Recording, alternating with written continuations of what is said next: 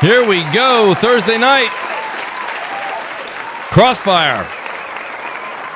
So we had a great little Crossfire before Crossfire, and I see a lot of you guys in the chat. First of all, let me say welcome, everybody. Going to be a great show tonight, I promise you. You see that we have Deathsinger and Nib here, but we are going to have a lot more people jumping in as the show gets started. Believe me, I've got Fawky coming. We've also got Ghost coming. It's going to be great. Crap should be here. Also expected maybe a pop-in from BRAP. Who knows? The coach might be here. We're not sure. I do want to give a shout-out to Mr. Bad Bit. Shout-out to Joe. He is literally going through some bad weather right now. So I hope Joe's all right. Hope Mr. Bad Bit is okay. Well thoughts out with him. He had power outage. So we are getting a lot of rain here, too, in New York. Because, we're all close to each other. And I'll be honest with you, hopefully there's no power outages here. I'm just giving you guys an early... If something happens, I apologize in advance. It's not my fault. But I do want to say shout out to Mr. Badbit. Hopefully he's able to join us and he gets power back soon. So well wishes out to him. Eric, the producer, goes to Twitter. Eric, the producer, goes right to Twitter, says, Mooch, it's 7:15. Where are you guys? It's not 7:15. It's 7:11, and we've been live now for almost 2 minutes. Come on, Eric, the producer. You're the producer. You're not supposed to be that late or that off on time. Nonetheless, what a great show we do have for you guys. I see Firefighter Alf out there. Mary Wilcox, I appreciate that. Domino Zero. Shout out to Andy Hart. Where's Andy? Andy Hart sent out a tweet. Pardon me. A super chase. Personally, I don't see a problem in old Sony titles going to Xbox. Good business sense. More money for Sony, but can't see everything going. We'll get to that in a moment, Andy. Believe me, that's what the show's going to be all about. Somebody said, where is everybody? They're on the way. They are on the way. Ghost told me he was going to be on the way, and David is running about 15 minutes late as well. B-Money joining us second hour to talk a lot about Battlefield 6. We're going to discuss it here as well. That looked phenomenal. I know you guys are all excited. I think people are already pre-ordering it. That being said, I'll get to this fantastic panel that I already have with us, because believe me, these guys are hungry to talk. The great Deathsinger is back, everybody. Let me tell you something. I don't know if he's on Red Bull. He might be on a caffeinated tea. I'm not sure what's going on, but Deathsinger is full of energy, and I love it. Singer, welcome back, buddy. How you doing tonight? Singer, you are muted, by the way. Yes, thank you for that. Not a problem. Yes, I'm doing absolutely fantastic. Yes, you are. Battlefield's looking pretty sweet. Yes, it is. I'm gatekeeping PC officially. Also, it's just like life's good at you, Oh, God. Shout out to Blue Moon FC, whole slate. Blue Moon, don't put your money on the whole slate. A couple of games coming here or there, and we'll get into it. Blue Moon, I'm not sure about that. But I love Blue Moon's energy. Great to have you, Deathsinger. Also, the great Nib. Nib, people missed you last week, buddy. People, they were writing me. There's letters coming in still. Oh, shit. Letters falling down the chimney. Where's Nib? It was my birthday, and I went away to Scotland. As you should. It was impromptu. Basically, my mates threw me a surprise birthday party, and then they were like, "We hope you don't have anything planned, because we're going to Scotland." And I was like, "Oh snap! All right, let's go to Scotland then." And I was like, "Cool." So that was cool. We had a little cabin in the mountain, and everyone, all the boys were there. It was cool, really cool.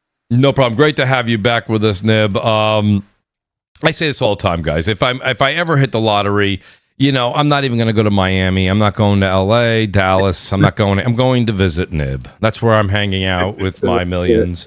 Shout out to the great Nib who's back with us. And also, perfect timing. Said it wasn't working, but it's a miracle. That's how Thursday nights work. The great WoolleyGamer's with us, too. Wooly, Discord magically working again, or are we having some technical problems?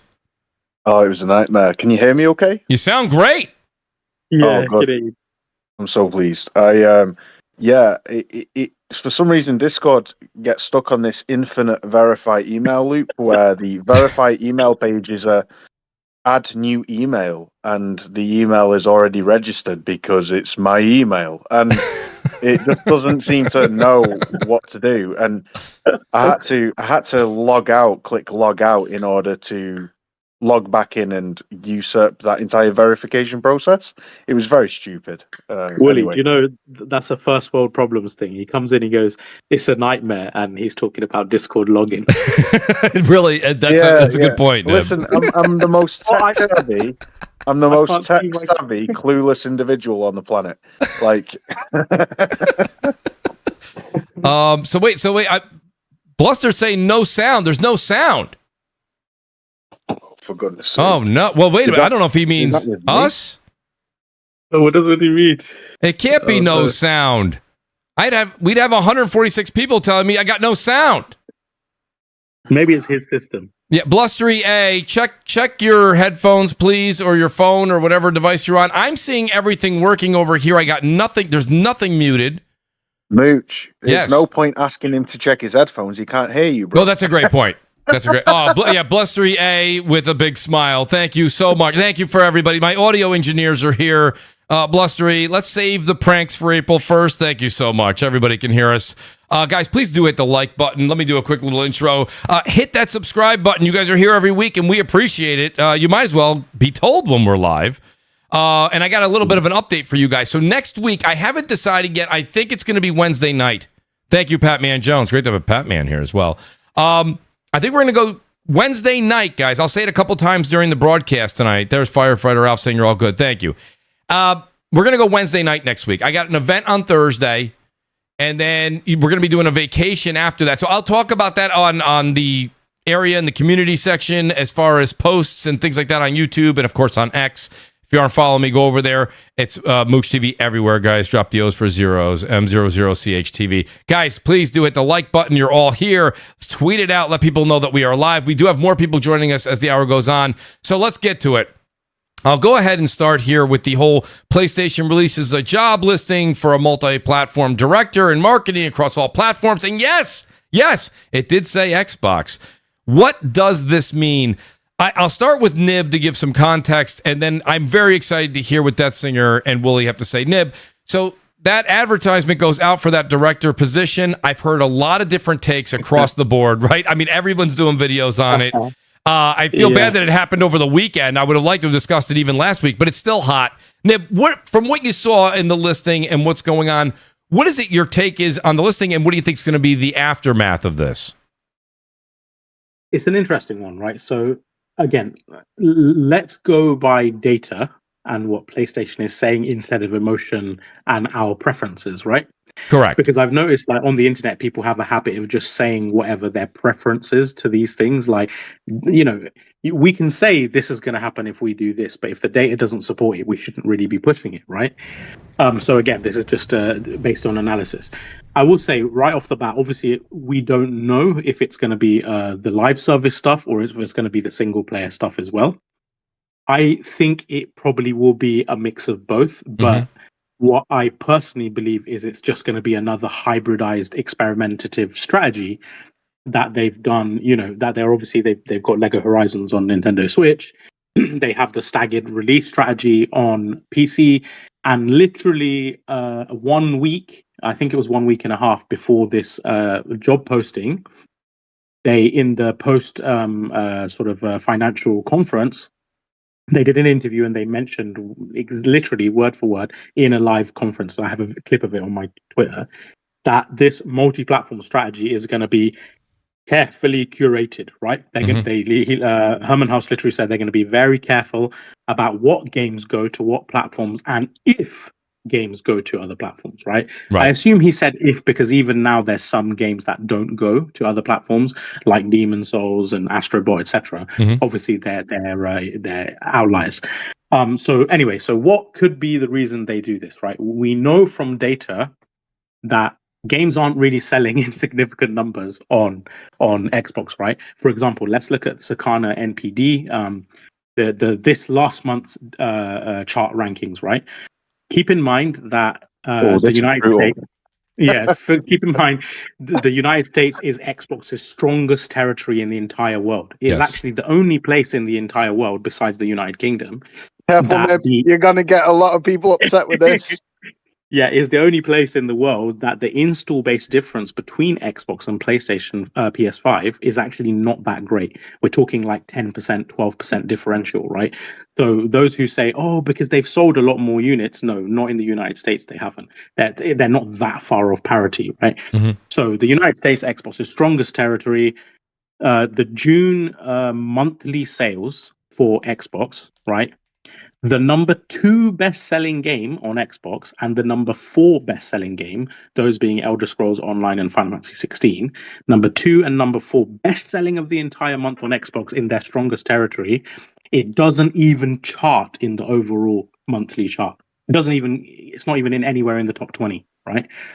Think about how bad sales on Xbox must be if even the number 2 best-selling game on the platform is nowhere to be seen on the regular chart. Right. Conversely, Death Stranding 2 is number 1 on the PlayStation monthly chart and number 2 in the overall chart. Right. Typically, any game that is in the top 5 on PlayStation is generally in the top 5 to 10 on the overall chart. Even PC games that do well are in the top 5 to 10.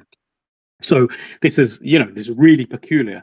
It tells us that even being among the highest selling games on Xbox right now is not enough to make a dent in overall sales. Okay. So, you keep that in mind. So it's like, okay, so why is PlayStation releasing games on Xbox if there's so few?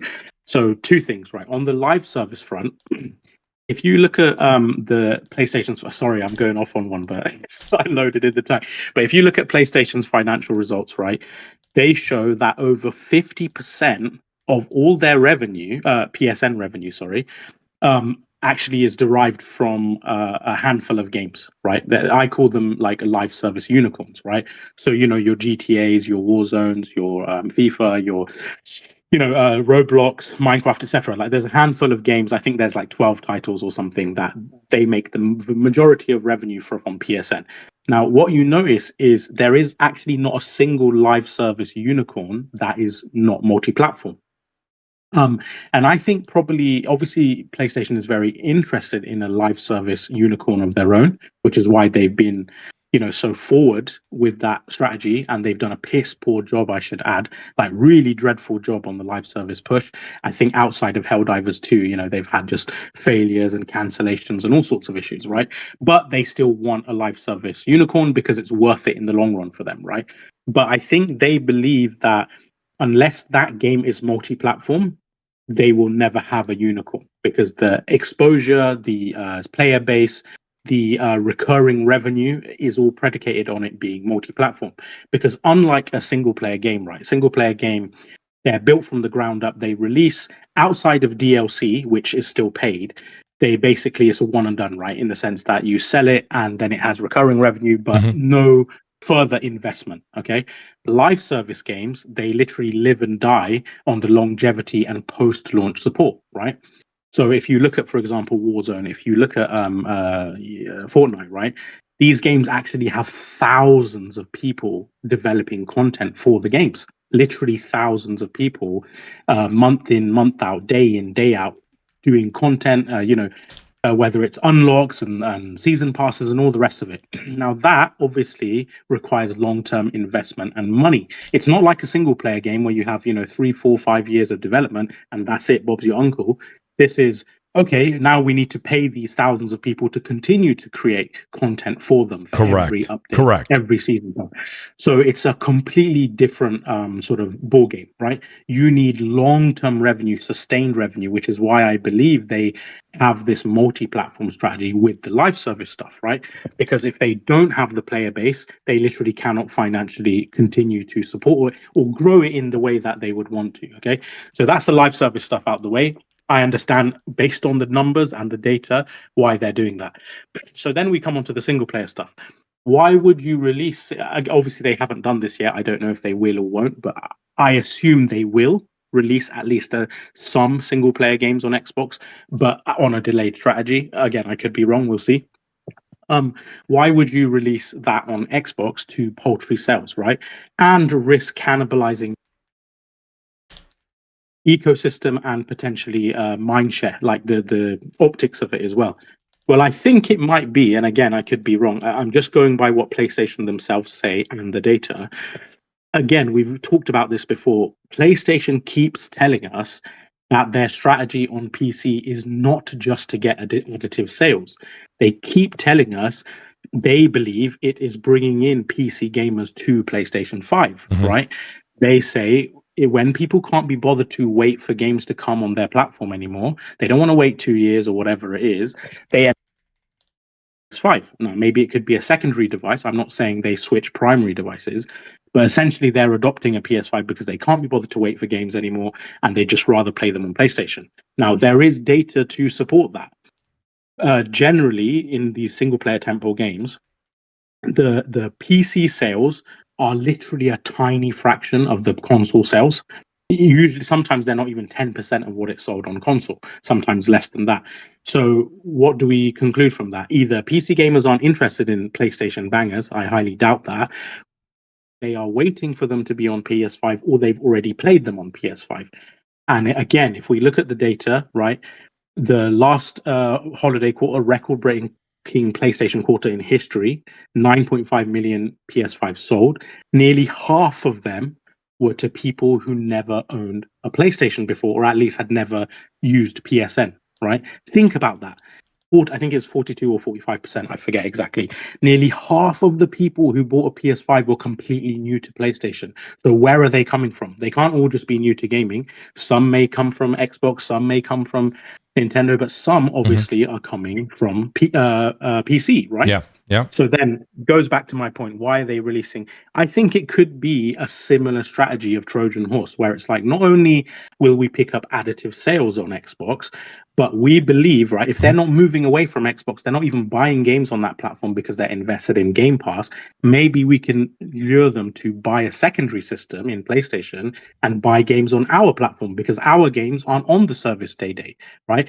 Just because like someone like me has stopped buying games on Xbox, it doesn't mean I've stopped buying games full stop. I still buy games on PS5 and on Switch, right? I just don't buy them on Xbox because I don't need to.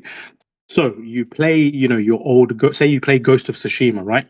On Xbox, it releases multiple years after it has on PS5.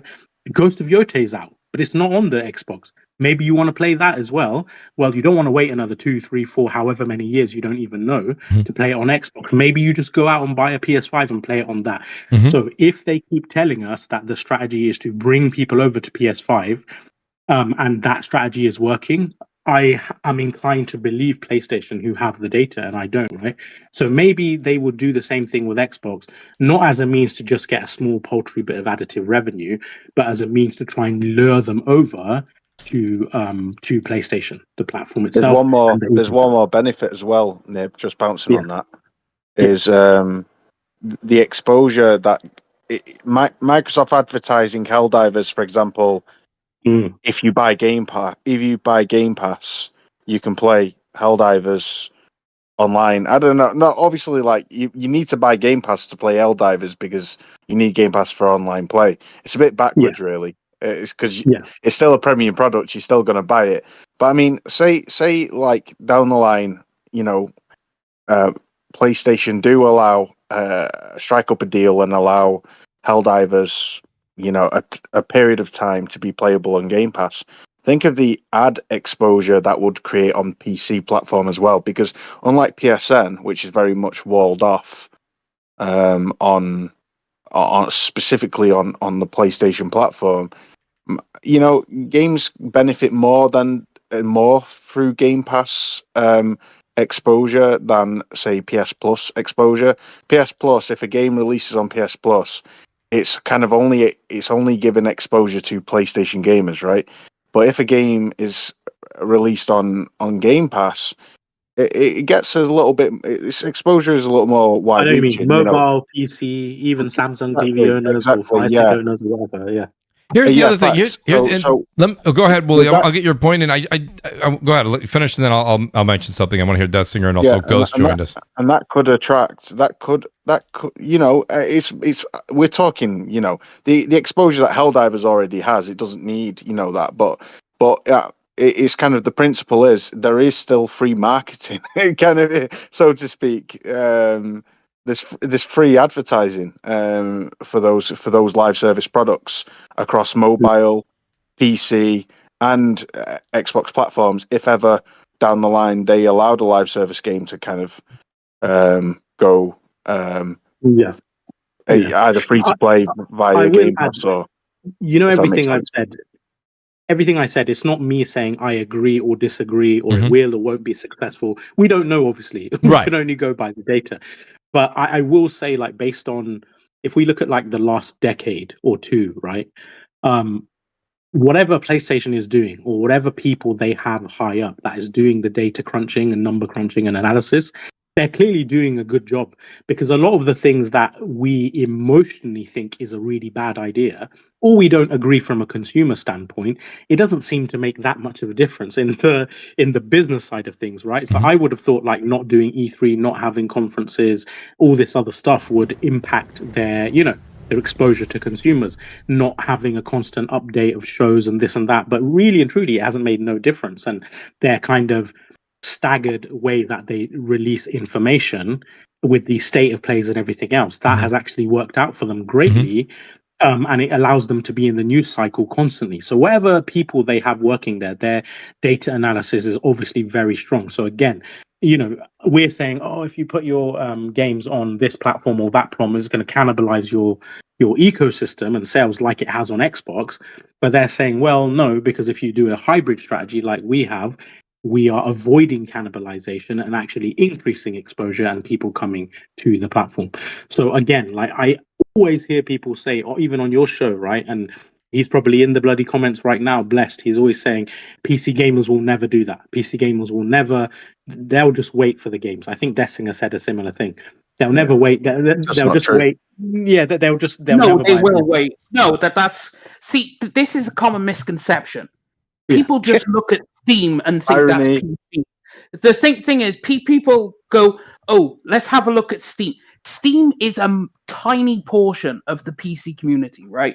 You can't, like, it's the biggest storefront. Yes, it's the biggest storefront, but it accounts for not that large of a pie of what it is, right? Because you have to consider. We're talking about the relevant market, though, which is Steam. The Steam is the relevant market. PC is not the relevant market here. It's like saying, it's Steam. So that's where the gamers are. No, it's not. The gamers are everywhere. See, this is how I know you're not on PC. Like, I am. I got a 3070 Super Rig. Yeah, but you don't play on PC. Otherwise, you would understand. Do you know how many Steam games I've got in my library, bro? Like over 300. Okay, that's a cool story. But at the end of the day, a lot of PC gamers either aren't on Steam or they have a Steam account, but they play elsewhere, because tons of games, the most popular games on PC, have their own launchers. They have nothing to do with Steam. Let's take Riot Games, right? Combined between two of their games, they get like 180 million monthly active players, right? None of those show up on Steam. None of those count to Steam. All that belongs to Riot. Which games are they under? Riot. They're under Riot's launcher. Riot Games. Yeah, I know. Which games? League of Legends. League and Valorant. Yeah. Okay. And then you have CS:GO, right? That's under Steam, okay. And Dota 2 is under Steam, but then you have like World of Warcraft, which is not under Steam. Then you have other games like Genshin. Is it? I don't think it's under Steam. No, it has. You can launch those games via Steam, though. You can add them to your Steam library. Yeah, you can, but it doesn't. And that's what everybody does. That's not what everybody does. I agree with what you're saying, but I think a lot of the titles, I think a lot of the emphasis that you're talking about is in sort of the Chinese market. So obviously that's even harder for PlayStation to tap into. They're obviously trying. They're actually doing much more of an aggressive strategy in that region than any other platform. Like they have the China Hero project. They have mass marketing already. Like actually he came on this show. There's an analyst who works with game business and game industry as well, and he's based in China. He covers that market, and PlayStation is really aggressive over there. But right now the console market in China is like basically insignificant. It's minuscule. The bulk of the market is PC. But likewise, a lot of that market doesn't invest in the kind of Western titles in the same way that Western markets do. So it's a bit of a segmented differential. But that's the thing about the PC platform. It's segmented, but like when you speak about PlayStation will gain a portion of the PC, a small portion of the PC base. But the idea that they're not begging for the games, because you have to realize how many games release on Steam a year, right? How many I'm games not saying released that. on? I'm not saying that. Even if they got like 2 to 5% of PC gamers, that's still a lot of additive revenue. Well, Because yeah, the thing is, if imagine like even if you got like 5 million people, right? 5 million people, if 5 million people, every single transaction they make on PlayStation, every DLC, every microtransaction, every season pass, every game purchase, if PlayStation is making a 30% cut on every single purchase that person ever makes, think about that in the grand scheme of revenue. 5 million times, it's a hell of a lot, dude. It's a hell of a lot. well, yeah, it is a hell of a lot, and they will gain a portion of, as you said. But it's like realistically, you're And releasing again, your games on there because the vast majority of PC gamers will never come to your platform, so you have to go to them because that's the only way you're going to get them. bear in mind, Dessinger, that when you look at the sales figures, usually with PC versus PlayStation, the typical sales of a major title release, a flagship like Cyberpunk or a Souls game or whatever, is usually around either 50-50 or 40-60 in favor of PlayStation, right? So PlayStation actually, with fewer numbers, sell a higher ratio of games where games sell more copies on the PlayStation platform than PC. Now, if PC is as huge as you say you are, as you say it is, which it is huge, yeah, we're vastly outnumbering the PlayStation demographic. But if that was a relevant factor when it comes to the target audience to look to try and draw into your ecosystem, then you would expect games to sell more like 70-30 in favor of PC than on PlayStation on an average, right? But the point is that the vast majority, a huge number of the gamers that you are specifically highlighting here, play their one staple game or their two staple games, usually free to play, isolated. They're isolated. They're not interested in other games. So it's not really they're not really a factor. It's like talking about the Nintendo Switch demographic. They're kind of like it's an irrelevant Well, no, but demographic of gamers. here's the thing, right? There is a vast majority of gamers on the PC platform, but the thing is, it's so segmented, and people look for different things. Like, if you look at games that popped off, that hit games that came out of nowhere. What was that one survival game? Valheim or whatever it was, right? No one knew about that game, but it popped off on PC. It had like 30 million players. Like it just completely popped off. And that's the thing. Steam gets so many games. Just the sheer amount of games that release. You will get tied down in this indie game, or that indie game, or this game, or that game. The big releases come out, but then everyone has their own style or what they like to play. So because there's such a variety of content releasing constantly, you don't get the concentrated sales of PlayStation, because PlayStation, when they get the games, they don't get as many games releasing in total. So of course people will concentrate on certain games where you can't concentrate because it's like, this game's releasing, I'm interested in that, let me put that, this game, that game, this game. It sounds like you're saying there's such a high volume of titles that it cannibalizes on the tentpole ones. Is that what you're saying? No, it doesn't cannibalize. It's just the sales will be lower than on PlayStation. Right. So what do you think is the reason they sell? I'm trying to understand the line of reasoning here, bro, and I'm not getting it at all. So what do you think is the reason they're selling so much less? Well, it's like, because let's take Horizon Zero Dawn, right?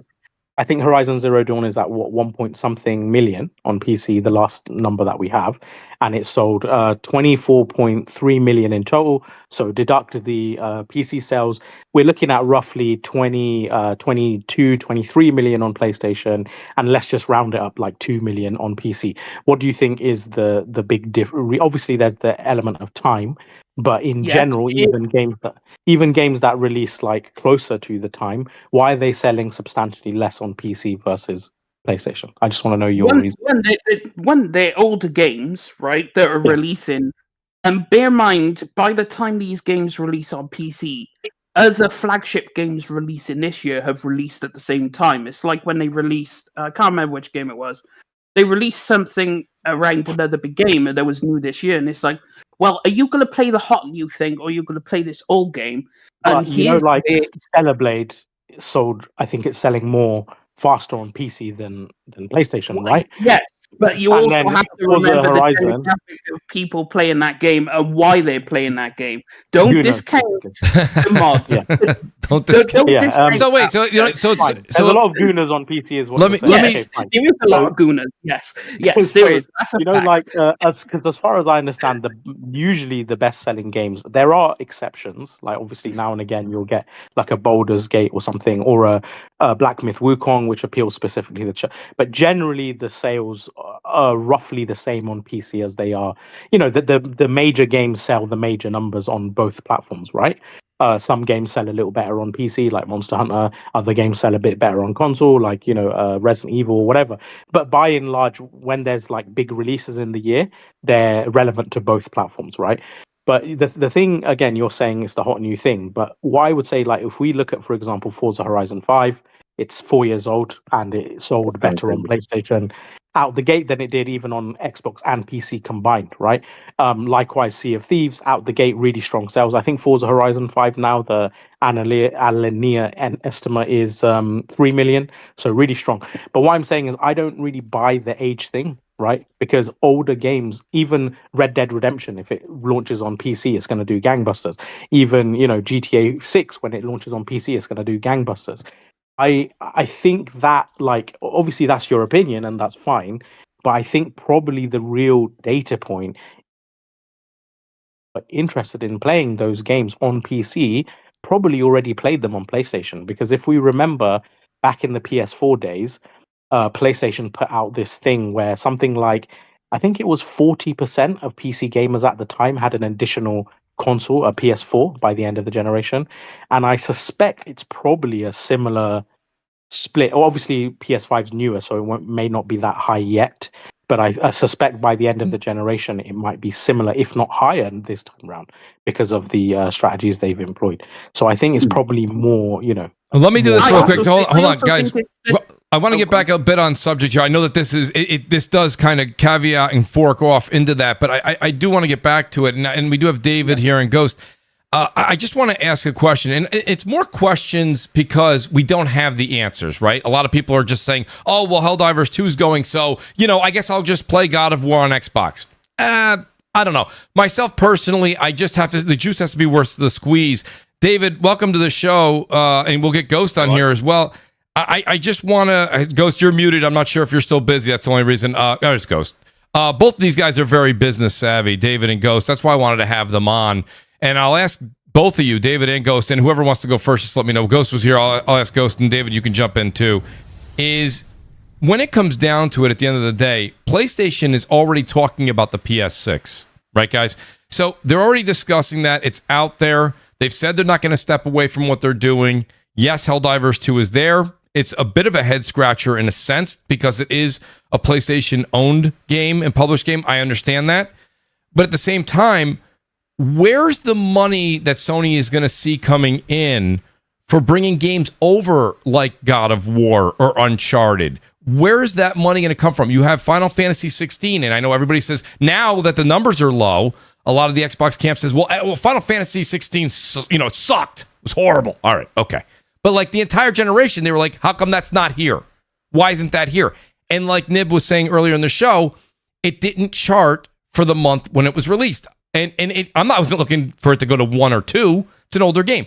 But if everybody on Xbox that wants it and there's such a loud voice, you would have thought maybe it would have came in 19th, 18th, 17th place. So would Sony, Ghost, when it comes down to it, when they're looking to capitalize and they want to make money on the PS6, I don't see how they would want to start to put their entire fleet of games on an Xbox. Now, the only caveat I'll give you guys is they don't think Xbox is actually a threat anymore. Xbox's next console is probably going to be an Asus or a Hewlett Packard with an Xbox sticker on it. Maybe that's what they see and they don't care. But are they going to take time and resources to move? Because everybody in the chat right now, all the Xbox guys are having a blast. They're having a blast. They're like, oh, the whole slate's coming over. I mean, Uncharted 4, Spider-Man, Ghost of Tsushima, Ghost of Yotai, they're all coming over to Xbox. I mean, I don't see that. Could I see maybe fair games for a multiplayer live service game? Helldivers. I mean, yeah. Now you can kind of see that they need players to make those games exist. There's not enough on one ecosystem. But I'm asking you guys, they still have a major emphasis on selling the PS6, and they're not going to be able to do that if Xbox has a console and they're just going to throw everything on Xbox. I'm not seeing that add up. I think, and I'm sorry to cut you off. I think the main thing that they're trying to do, or I don't know, if I was in that position, is I think the writing's on the wall as far as like the Xbox console and whether it becomes a PC or a handheld PC or it's hybrid. Right. And so I think that you will see some of the older titles. I think you'll see probably like God of War 2018, maybe. You'll see like the original Spider-Man, possibly drop on those. And it's more of it's more of, because I do believe, I think PlayStation, Nintendo, whomever else, is you're going to see not a mass exodus, but you're going to see an exodus of Xbox players. Okay, and the guys that, whether it be too expensive or they just don't want to go PC or they don't, you know what I'm saying, whatever their reasonings being are. But you're going to see for the console gamer, right? I think you put some of those older titles on there, and you use it as bait, use it to entice them to come over, and to see like this is the offerings that we'll have. We'll have FSR 4 with this new PSSR update. We'll have the PlayStation 6 on whatever it's offering, along with all these great titles. You've got a taste of God of War 2018. You've got a taste of Spider-Man. You got a taste of our multiplayer strategy with the Helldivers. This is what we have to offer. Do I think every single game is coming over to Xbox? No. And to Nib's point and some of the other podcasts, I mean, like, you see that they're not. You guys are obviously, you can celebrate all you want, but you're obviously not buying those games. Right. You don't buy your own game. Yeah. So this is like this, I don't see you going out in massive. So I really think it's just like kind of a honeypot. You'll put it out there, spark that interest, so that when Xbox goes away from their console strategy and goes to the PC, those people don't get left stranded, because I think it's coming. And they can laugh and joke and high five and dance in the comments and on Twitter. But that day will come where whatever excuse or whoever's going to get up online or get up on stage and say, like, we're introducing our Xbox PC, and you'll see that slow decline, or actually pretty rapid decline of actually the Xbox Series consoles. Yeah, no, and that was a conversation that me and Deathsinger were having before the show, and honestly, Ghost, I guess I can ride along with that thought, that vision, but again, it all comes down to it. I guess I'll ask David: is the juice worth the squeeze here, buddy? I mean, Dave, when it comes down, are they going to take the time, the money, the resources to move, like what Ghost was saying? Uncharted, they're going to take Ghost of Tsushima, they're going to take God of War, and they're going to put those games over on Xbox. Xbox right now is month after month, quarter after quarter, dropping 30% down in hardware sales. Now, I think this last quarter was 22% down in hardware sales. David, you're the community accountant. I'll let you use the actual numbers. But what I'm saying is if I'm sitting at the round table, I don't know if I want to put resources, time, people's effort into something where at best we may sell 100,000 copies. I don't know if that's really what it's going to be in order to get people on Xbox to move over. I think people on Xbox are moving over anyways, or they're going to PC as a matter of fact.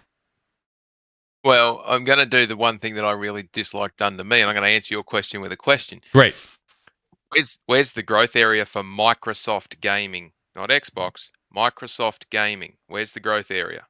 It's on PlayStation. Growth area. No. And PC. The growth area for Microsoft Gaming is in PC. PC, yes. So what's the challenge that PlayStation is looking at, because they've said it multiple times, is multi-platform approach. If the growth area within the Microsoft Gaming platform is on PC, well, to jump from Steam to whatever Microsoft's Windows version of it is not a massive jump. So the investment is minimal, and you're unlocking a growing area of consumers. Whereas at the moment, the people running around high-fiving each other and slapping each other on the arse in Team Green, saying that everything and carrying on like everything's going to come to the console only. Well, not necessarily. Console's irrelevant, So- really. So if the focus then is multi-platform for not brand new releases, but games that are a couple of years old, and let's not forget how fast technology shifts at the moment and moves forward. If they're taking that approach to grow their revenue stream with a reducing amount of investment required, and they can get more out of their back catalogue, and let's not forget how many people scream and carry on at PlayStation for not, bringing their games forward to new platforms and demanding that to occur. It makes sense from multiple different business perspectives to focus in on that area, because what are they ultimately giving up? They're not giving up console sales if they're staying on PC, because again, different area. People have already got a PC, and Microsoft currently don't make PCs. If they get into that area, they're going to get absolutely belted, because if they think that you think that they're able to generate something that's going to defeat some of the PCs that are out there on the market at the moment, that they're delusional. So the licensing deals for Microsoft are going to actually be beneficial for Microsoft for them to just do that, like the Zeus thing, and not worry about making new hardware. They'll save a crap load of money doing that. But then the outcome there is what's the impact that PlayStation is going to have, negative impact on their broader reach. Well, they're not going to miss out on console sales because they're focusing on the PC area still. They're not going to have to worry about blowing up their first party releases, because it's not like they release many of them every year anyway, and that's factual for the last 2 decades. And if they're only shifting stuff over to PC 18 to 24 months after the fact, well, then they're getting a secondary bump on their tail. Some of these games. And let's not forget, most of their growth area in independent and their China Hero Project and India Hero Project, and a lot of that is PC and PlayStation day and date. They're chasing the Chinese market, and they're chasing those other emerging markets. They don't game on consoles anywhere near as much as what they do on PC, but that's their growth area that they're targeting. Now, how does that affect their core platform? Well, it doesn't really, because their core platform is still getting supported like crazy. And is it the whole slate going to an Xbox Series X? No, that's nonsensical. They're not going to do that, because they're not going to get the sales volumes off that. They might very well take some games to the consoles, but they don't have to worry about this Xbox Series Spud, low-end SKU garbage, by sticking it on the Windows platform on PC, and that's where all the growth is. You look at the Microsoft ports; they're constantly talking about Game Pass growth being, massive on PC, and it's stagnated on their console, because their console sales are stagnated. That makes sense. They're getting more revenue out of their PC Game Pass area.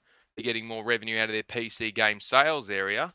But that's where it's all shifting. So their strategy of getting people off a console to no need for a console anymore is working. And they are opening an opportunity to other market competitors to involved in that. And, them as a platform, Microsoft Gaming as a platform is reducing at a sizable rate, might I point, and Microsoft Gaming as a software provider is increasing. So where's the risk in this whole program from PlayStation is minimizing by the minute. They're not. They're not putting stuff on their competitor. And likewise, the same for Microsoft Gaming. Them putting their games on PlayStation has resulted in a financial improvement, and it's not a small one. It's a decent one. They didn't do that. They would have had stagnated revenue, and we'd be having a very different conversation about their performance. But that's not. There's a mutually beneficial outcome here, that people running around again. If they're running around high-fiving, claiming the whole slate and all the rest of it, I'd love to grab your crystal ball and see what the lotto numbers are for next week. Because if you think that's the case, you're grossly mistaken, and you really should stop talking. Yeah, I don't. I really. I think David, you made some outstanding points. Brap, welcome to the show. Brap, you've had some interesting. I'm still going to call them tweets instead of posts. I think tweets still holds more meaning. Brap, only in this business are exclusives an evil thing. I mean, it's you you can't say that. And I listen, to a certain extent, I understand it. Shout out to Blessed Red, by the way. Blessed Red and I were having some really good conversation back and forth. Shout out to Blessed Red. He says eventually day and date. Listen, I'm not going to sit here and speak in absolutes. Never say never. Blessed Red, I'm not going to say no, because when you say eventually, I mean that could be 2028, that could be 2038. So, and as I was talking to the great Death Singer before the show, even when you have one iota right, even though you have a million wrong, you're like, well, I'm right. So, I guess you'll be right. But I think, Brap, when it comes down to it, as long as Sony is focused on the console, this is all I'm saying. I'm asking the question here. If Sony is focused on selling PS5s and then PS6s, and they're already, and I said this earlier in the show, Brap, they're already talking about PS6. They've already got people thinking about it, right? They can't wait. The explosion of PS5s and PS5 Pro sales in 2026 with GTA 6 is going to be insane. We all know that. So the emphasis is still on console. I think David made a great point to say that PC is that next big emphasis. So, Blessed Red, I'm riding with you there. But to say that these games are all going to go over to Xbox, I don't see those sales. I mean, Helldivers, again, absolutely, it's going, right? I'll even go as far to say fair games. If that game even sees the light of day, I bet you that goes to Xbox. But I don't know if they're going to put God of War on there or Uncharted 4. I mean, are they, unless it's that whole thing that Ghost is saying where it's basically the worm on the hook that says, then people go, wait a minute, I'm not going to wait another 6 years. I didn't know this was that good. I've got to go. I got to get a PS6 or I got to get a PS5 Pro. If that's their logic, I mean, I think that's going to happen through osmosis anyway, Brap. But what do you think? So it's interesting to your point about how we treat gaming differently. And I don't understand why this happens, but we treat exclusivity with gaming different than any other consumer product that we often engage in that has exclusivity. Things like Netflix, things like Disney Plus, things like Nike, things like McDonald's. Like, we need to understand that the purpose of exclusivity in the console space isn't necessarily just only to sell consoles. It's probably much more so for Sony because they are a hardware manufacturer. That's the other thing people seem to forget. Nintendo, same thing. They manufacture hardware. They want to sell you their hardware. They want to get you in their ecosystem. They want to lock you in. And it's the same concept with things like Netflix, but we never argue about Netflix or saying that Netflix needs to put Stranger Things on Disney Plus. It's just an odd. It's to me, it's a bit hypocritical to have those arguments about exclusivity and then participate in other digital ecosystems where you're participating in those ecosystems because of said exclusives. But I think the thing that people need to realize is that, and I've been having this conversation quite a bit on Twitter, is that people are like, well, they could sell, if they sold 38 million copies of Forbidden West, between both entries, and if it was on Xbox, they could sell a little more, and that'd be more money for them. Right? It's like, well, guys, perhaps PlayStation doesn't view a one-off sale in the same lens as somebody who buys Horizon Forbidden West and picks up a PlayStation 5 and plays that game on the PlayStation 5 and then proceeds to start spending more money on the digital store, buying controllers, buying a PS5 Pro. I mean, that is the point of the ecosystem. We don't have this conversation about Apple. Apple needs to put Siri on Google phones. That's anti-consumer. We don't have those conversations. Or Apple needs to make their $600 earbuds. They need to make it compatible with Google Android phones. We don't have those conversations. Apple is the walled garden. Now, Apple does put bits in, fish on the hook. They put little things out there, but they still retain a lot of core features that are exclusive to the ecosystem. They say, if you want this, you need to come to Apple to experience that. And the consumers find value in that. Same thing with PlayStation.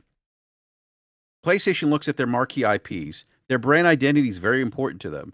What is PlayStation known for? The God of Wars, the GOATys, these high production AAA experiences that you can't get anywhere. What is Nintendo known for? Games that have an element of fun, solid gameplay mechanics, things like that, right? That is Nintendo. Mario, Zelda. I mean, those brands resonate, have value in the consumer market. The same thing for PlayStation. So when you start putting God of War and The Last of Us and Spider-Man on rival platforms, because they still look at Xbox as a competitor, you start doing that. It starts diluting the brand. That's what I'm thinking too, Brett. But I guess my question for you, just to play devil's advocate, because I agree with you, but to play devil's advocate is, you said they think of Xbox as a competitor. With Xbox not talking at all about a next-gen console. Right? We're hearing PS6. We've heard Sony say PS6. I think Mark Cerny even came out, did a thing on PS6. Well, when we're designing the PS6, we thought about this in mind, blah, blah, blah. They're already talking about that stuff. Xbox's next console might be a Hewlett-Packard with an Xbox sticker on it. So if that's the case and it's a Steam box, does Sony, in fact, think of them as a competitor? And in that case, they're just preparing the lineup because it's just going to be on Steam eventually at some point anyways. So Sony might want to get first-end dividends off of the Xbox folks that are still on that console. I'm playing devil's advocate. No, I still think that they look at that as if Xbox is still marketing this as a console, which I believe they will. Yeah. To not confuse any. I do too. Confuse the consumers. Yeah. They're still going to look at them as a competitor. I mean, and that's not to say that they're not going to be open to putting live service games, because the monetization models of live service games is much different than single player, right? Like, you almost have to have, like, it just doesn't make sense to have live service games and have those exclusive. They're not going to thrive. And so then why do you do them, right? And so when for me, Helldivers 2 going to Xbox wasn't really a surprise. I know it was a shock for a lot of people. But it really wasn't a surprise, because it's a live service game. Herman Hulse talked about live service games needing to breathe and live on multiple platforms, and I get that. And I think they can do both. They can still put those live service games, but still hold on to those titles, those pillars, if you will, that are, God, Randy Pitchford's kind of weird looking. Yeah, creepy. He's like looking at me while I'm while I'm it's on the screen. My bad, Brad. Where did he come from? But they can still hold on to those pillars. I mean, it's a thing for them. Brand identity is so important to that ecosystem. Like, this is the part that frustrates me. Like, people forget about how brand identity plays into the consumer psyche. Consumers latch onto brand identity. They have clearly an emotional connection, because we can see this. We can see this in how people react over certain announcements, game related. But we see this with other consumer products, with things like Nike, Netflix, Apple, Google. And those things create market differentiators. Like, if you're creating hardware, or if you have a digital ecosystem, how do you expect to be different in the market and entice people to spend money in your ecosystem if you're like everyone else? Yeah, that's kind of what I'm thinking here. I do have a couple super chats, guys, and they're good questions. Jay Blaze 9800, he says, with all the hurt PlayStation fanboys, they are about to make the Switch 2 their best-selling console of all time. Do y'all think Battlefield 6 will outsell COD, Black Ops 7? We will talk about the Battlefield. We're going to do a huge thing on Battlefield, Jay Blaze. Don't worry about it. I do have some. Danelle Brown says, so Xbox players get to play the game for cheaper. Well, yeah, I would expect if any of the older games are coming over, Danelle, that it would be at a discounted price, but they're going to be from, like we were just talking about, 2018, etc. JC 2013 says, Sony's full slate at the Direct today. What happened? JC just not buying into what's going on. Go ahead. Does somebody want to chat? Nib, go ahead. Yeah, no, it is a funny thing, because this whole slate, right?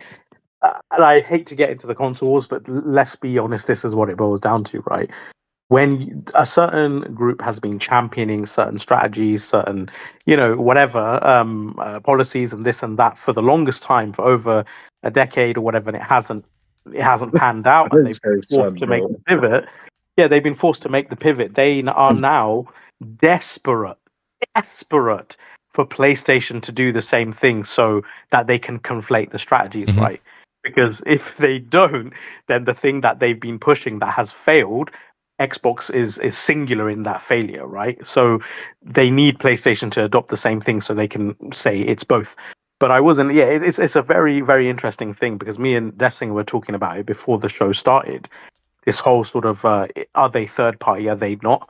And I did say to you, and I'm happy to call out names. It's even on my Twitter. Like if you notice, if you go to my Twitter, and I pulled up the receipts, you know, whether it's Colt, whether it's Gaz, whether it's Alex, whether it's Fratanga, whether it's like all of them who kind of are more Xbox aligned, shall we say, or less PlayStation aligned, all of them did not consider Xbox a third party multi platform publisher when they had day date PC games and outlier multi platform releases like Diablo 4, Psychonauts 2, Minecraft Dungeons and Legends, etc. Oh, I don't think it's called Dungeons. I don't know what it's called. But anyway, even when Xbox had all that, neither they nor the media nor anyone considered them a multi-platform publisher. And funnily enough, even Phil Spencer himself in 2023 clarified, we are not a third-party publisher. Why? Because even though they do multi-platform releases, they are outlier in strategy. Their emphasis at the time was still fundamentally first-party exclusives and the Xbox platform and ecosystem. Same for PlayStation. But literally, as soon as Xbox pivoted in their strategy and they were transitioning to a more broader multi-platform strategy, then overnight everyone, PlayStation is a They've third always party. been multi-platform. They've always Yeah, been. they were. As I said to even Defsinger, I That's what said, they say. have a look back when PlayStation bought Psygnosis, right? Discworld, Destruction Derby, like multiple games they actually published on Sega Saturn. Yeah, PlayStation published on Sega even Saturn. Atari, Atari, yeah. So this is not a new thing. Like first party publishers publishing multi-platform games on other platforms is not a new thing. It still doesn't make them a third-party publisher. Again, it's the overriding and primary strategy that matters. And one final thing I was going to say is, like, I know everyone is heated on this, and a lot of PlayStation fans are mad, just as Xbox fans are mad, and that's fine. Like, I don't really care. You know, obviously, think whatever you want. But if we go back to even me, Mooch, on your podcast, Mhm. right? Yeah. I've been on here so many times, and what Yes. is the primary thing I always why I always say exclusivity is a pro-consumer to me, at least pro-consumers like me. And Because what of I've the said is benefit. it's not just the competitive element. I always say the primary reason is the development focus and Yes. quality benefit, right? To be able to So if utilize you're the technology within the console that you Exactly. purchased and really squeeze all that power that it has out of it Exactly. for you, the Right. consumer. Yes. Exactly, and I've said before, like, imagine, Mooch, I give you £20, right, to buy ingredients and make me a burger. If I say to you, make me 5 burgers in 20 minutes with that £20, right, or make me 1 burger with the same £20 for ingredients, obviously the 1 burger has a much higher likelihood of being higher quality. Because not only can you spend money on higher ingredients, you have more time. You have the entire 20 minutes to devote to 1 burger instead of 5. And a basic similar principle applies to development, as developers themselves keep telling us. If you have a studio of 500, 1,000, whatever people, and a budget of 50 million, 100 million, whatever, or 200 million these days, and they only have to focus on one platform, it's much more conducive to quality than the same development time and the same budget being spread across 5, right? That's not to say someone can't make amazing games multi-platform. A great chef is going to make 5 great burgers, but that same great chef is going to make an even better burger if they only have to make 1. So for me, even with this whole like multi-platform strategy, whatever PlayStation does, interestingly, the fundamental benefit of exclusivity is still retained for me, right? Because Just bouncing off that point. yeah, so Sorry, carry on, if Nix's or if some other studio or Lucid or whatever, if they port the game after it's already been designed and made from the ground up for PS5, we're not actually losing that benefit because a third party is doing the porting after the fact, right? The issue is when they're developing for multiple platforms from the get-go, because that way the the design focus is not just PS5 or PlayStation platform or Xbox platform or whatever, it suddenly becomes spread across multiple platforms, right? But they're not doing that. They're saying, okay, the focus is still the PS5, and afterwards, if we port it, we port it. If we don't, we don't, whatever, right? That's okay. We're not losing that Right. design focus benefit in that instance. So a lot of people mentioning what. Shout out to Nate the Hate. He had said something a few days ago and then 8 hours ago. But shout out to Dior Amaro. He says, Mooch, have you seen Nate the Hate's response? 13 minutes ago, he says, listen, because let me read the first one. He said here, more Sony games will come. This was 8 hours ago. He said, more Sony games will come to Xbox. Yes. I don't know anything about Lego Horizon going to Xbox, but even if it did, would anyone care? That's what he did 8 hours ago. 13 minutes ago, he says, listen, if you're going to cite report the above tweet, can you be sure to mention the tweet below? The one that says, I have no specifics in regards to what software will be released. Seeing a lot of claims stating I said the entire Sony slate is Xbox bound, which I never said. So shout out to Nate the Hate, and I appreciate Dior Amoro. He said, check out Nate the Hate. So I appreciate that. I did take a look at it because a lot of people take that and then they run with it, so it really does matter on which IP we're talking about, what's going to be coming down the line. Let's go back to actually the topic at hand too. And Nib, I appreciate what you were saying there. Ghost, can I go back to Ghost here for a second? Ghost, I want to ask you, because you are in corporate America, you do understand a lot of this talk that maybe some of us don't. So I'm asking you, the listing was for and I don't have it in front of me, multi-platform director in the world of marketing, and it was to market those multi-platform. Some people were saying that this job probably already did exist. Now they've actually made a directorate for it. That happens quite a bit in a lot of different workforces. When you saw Ghost, because you commented on the whole, you didn't quote it, but you were commenting on the whole thing with the job listing, because I know it really kind of ruffled your feathers a bit. Ghost, how did you take it when you read that? Does that mean all of a sudden that it's a new department and it's a new this? Or is it just they're actually promoting or looking for somebody to actually lead a group that's already there working under somebody else? How is that? Because a lot of people took that listing and they ran with it. They saw that one listing for that director spot and they were like, well, you know what? That's it. Sony's going third party full in. What was your take when you saw the post? I think I was responding to, Gamer Logic. And kind of his sentiment was, it's a job posting for a position that they've a department that they've already had, right? And so, as you said, they're trying to streamline it, trying to get someone to oversee it and run it. But it's something that they've always did. And one of PlayStation's masterful things is their marketing, right? And if they are going to make this push, especially with their live service games or any other maybe older or whatever they decide to do with their IPs, that would mean that they would need someone to oversee it all.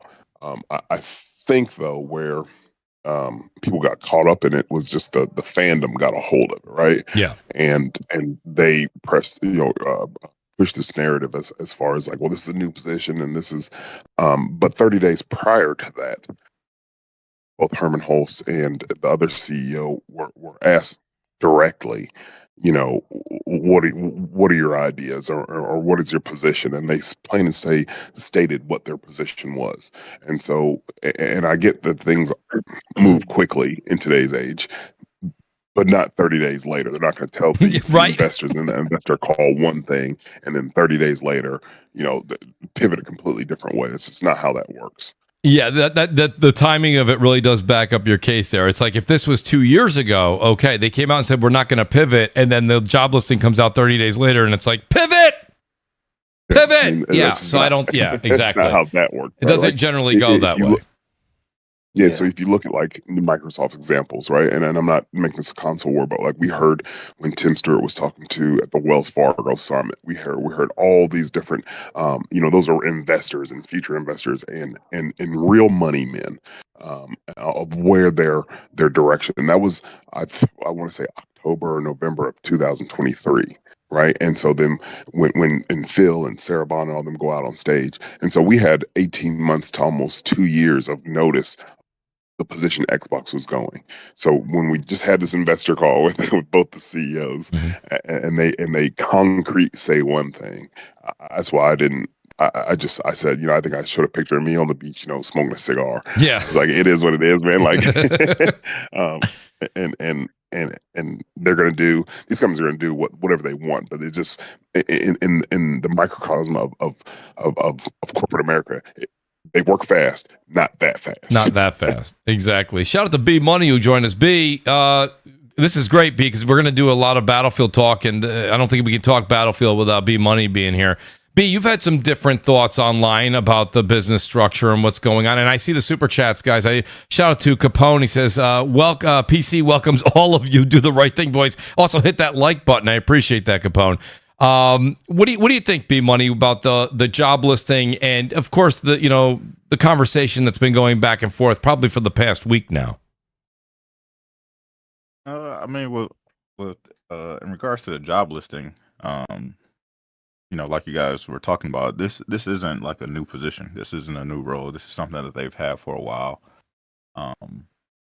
So I mean, the job listing isn't anything that is I'm getting too upset about or worried about any way, shape, or form, because I kind of knew what was going on behind the scenes in regards to them looking at a different strategy, and we saw this once they put Lego Horizon on Switch. Yep. And they've been allowing Bandai Namco to publish their IPs across multiple devices.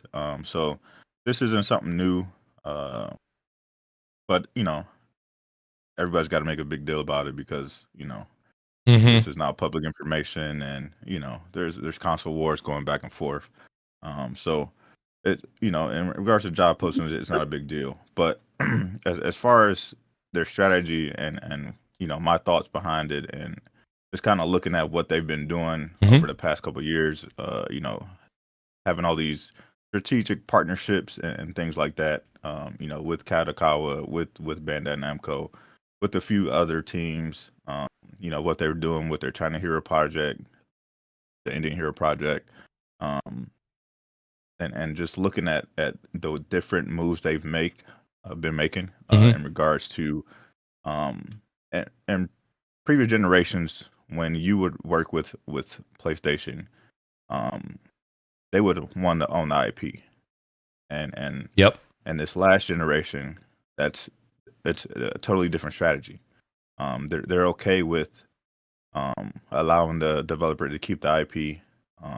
They're okay with just being a publisher of the IP or having publishing rights, to future games, is that just because times are changing, B Money? Is that because the way just things, we say it all the time, right? The industry is changing, technology is changing, the way people play games are changing. Is that, or is it just, that's just kind of like, I'll use sports for an example. Sports, everybody. By the way, outstanding job by the Mets in the past couple of days. Anyway, B Money, real quick. Like, how you have to kind of the Players Association, and if you go back to when we were young, B, the players didn't have a lot of say. You know what I mean? It was the owners that have a lot of say, and they dictated everything. Now the players have more say. I think it's on the player side now. Is it the fact that maybe Sony has to take that stance now with those developers to get these deals done? I mean, I think that's just a matter of the times. I don't think they get a lot of deals done unless they worked with the developers in that case, those third-party folks. I don't know if they technically have to do that in regards to being able to have access to the game. Yeah. Because they still are the leading platform. That's fair. If you're talking about AAA gaming, that's on console, that's where you're going to play the game. But I think it's just good business.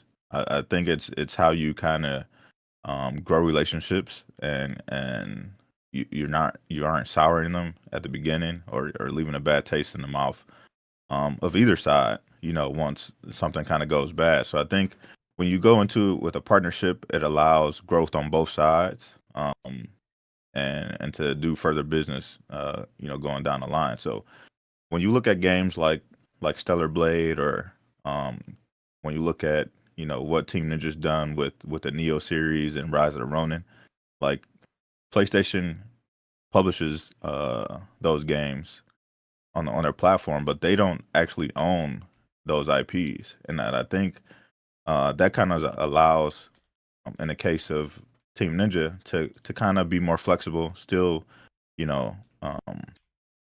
release their games across multiple platforms. In this case, PC. But I also think that gives PlayStation some flexibility to go. If they wanted to publish those games on Xbox, they could also do that as well. So I think that it's just good business, and I think there's something that they're going to continue to do. I think when you look at a game like Stellar Blade, if that was to come to Xbox, guess who's going to publish it? PlayStation. PlayStation. And it'll still show up as a PlayStation Studios game. Similar to if I know you guys have been playing Death Stranding 2. Doesn't the PlayStation Studios logo show up when that game launches? It certainly does. First thing. Is it a PlayStation Studios game? Yes. Exactly. But it's not made by a first-party team. That logo still shows up. And I wouldn't be surprised if when time comes, that PlayStation published that game on Xbox. That's true. Yes. To be honest, yes. I think down the line, if Xbox is releasing kind of a PC format box made by Asus or whatever, like down the line, maybe Asus will make a pre-made PC, or AMD will make like a prefab kind of like a pre-build mini PC with an Xbox logo on it, and it's all like just the PC platform now. I don't think PlayStation would allow Xbox to say this game is on Xbox. I think they just have it's on PC, and the best thing Xbox could do is you can buy this via the Xbox store, like that, or the Microsoft store. That's all that they'd be able to say. I don't think there's going to be an Xbox platform down the line if they're going for this open platform approach on pre-made PCs. If but based on Sarah Bond's words is true down the line, next generation. So I mean, yeah, if these games do go to PC, which inevitably they will, and they're able to run on the next, and I say with in quote marks, Xbox console, but that console is actually just a mini PC with an Xbox branded logo on it, then like, is it really on Xbox or is it just on PC? And would Xbox be able to say this game is on Xbox? I don't think Sony would allow that. Not that they probably have a reason to disallow it. Maybe they won't care, but they would have every reason. They would have every right to not allow that to be said. Yeah, that's the key thing there. A lot of people say, well, a lot of people they're arguing back and forth, and they're like, the same folks will say, well, Xbox is going to be having a PC as basically a Steam box as their next PC, and the console war is dead. Then in literally their next post, they're like, haha, the PlayStation game's coming to Xbox. And it's like, okay, well, does PlayStation actually look at Xbox's next move? I'm sure PlayStation or Sony knows what Microsoft's intent is for the next. They don't know what's inside their box if they're creating something, but they definitely know if they're coming out with one that's dedicated. I don't know if Xbox is coming out with a dedicated Xbox at this point. I know they said that,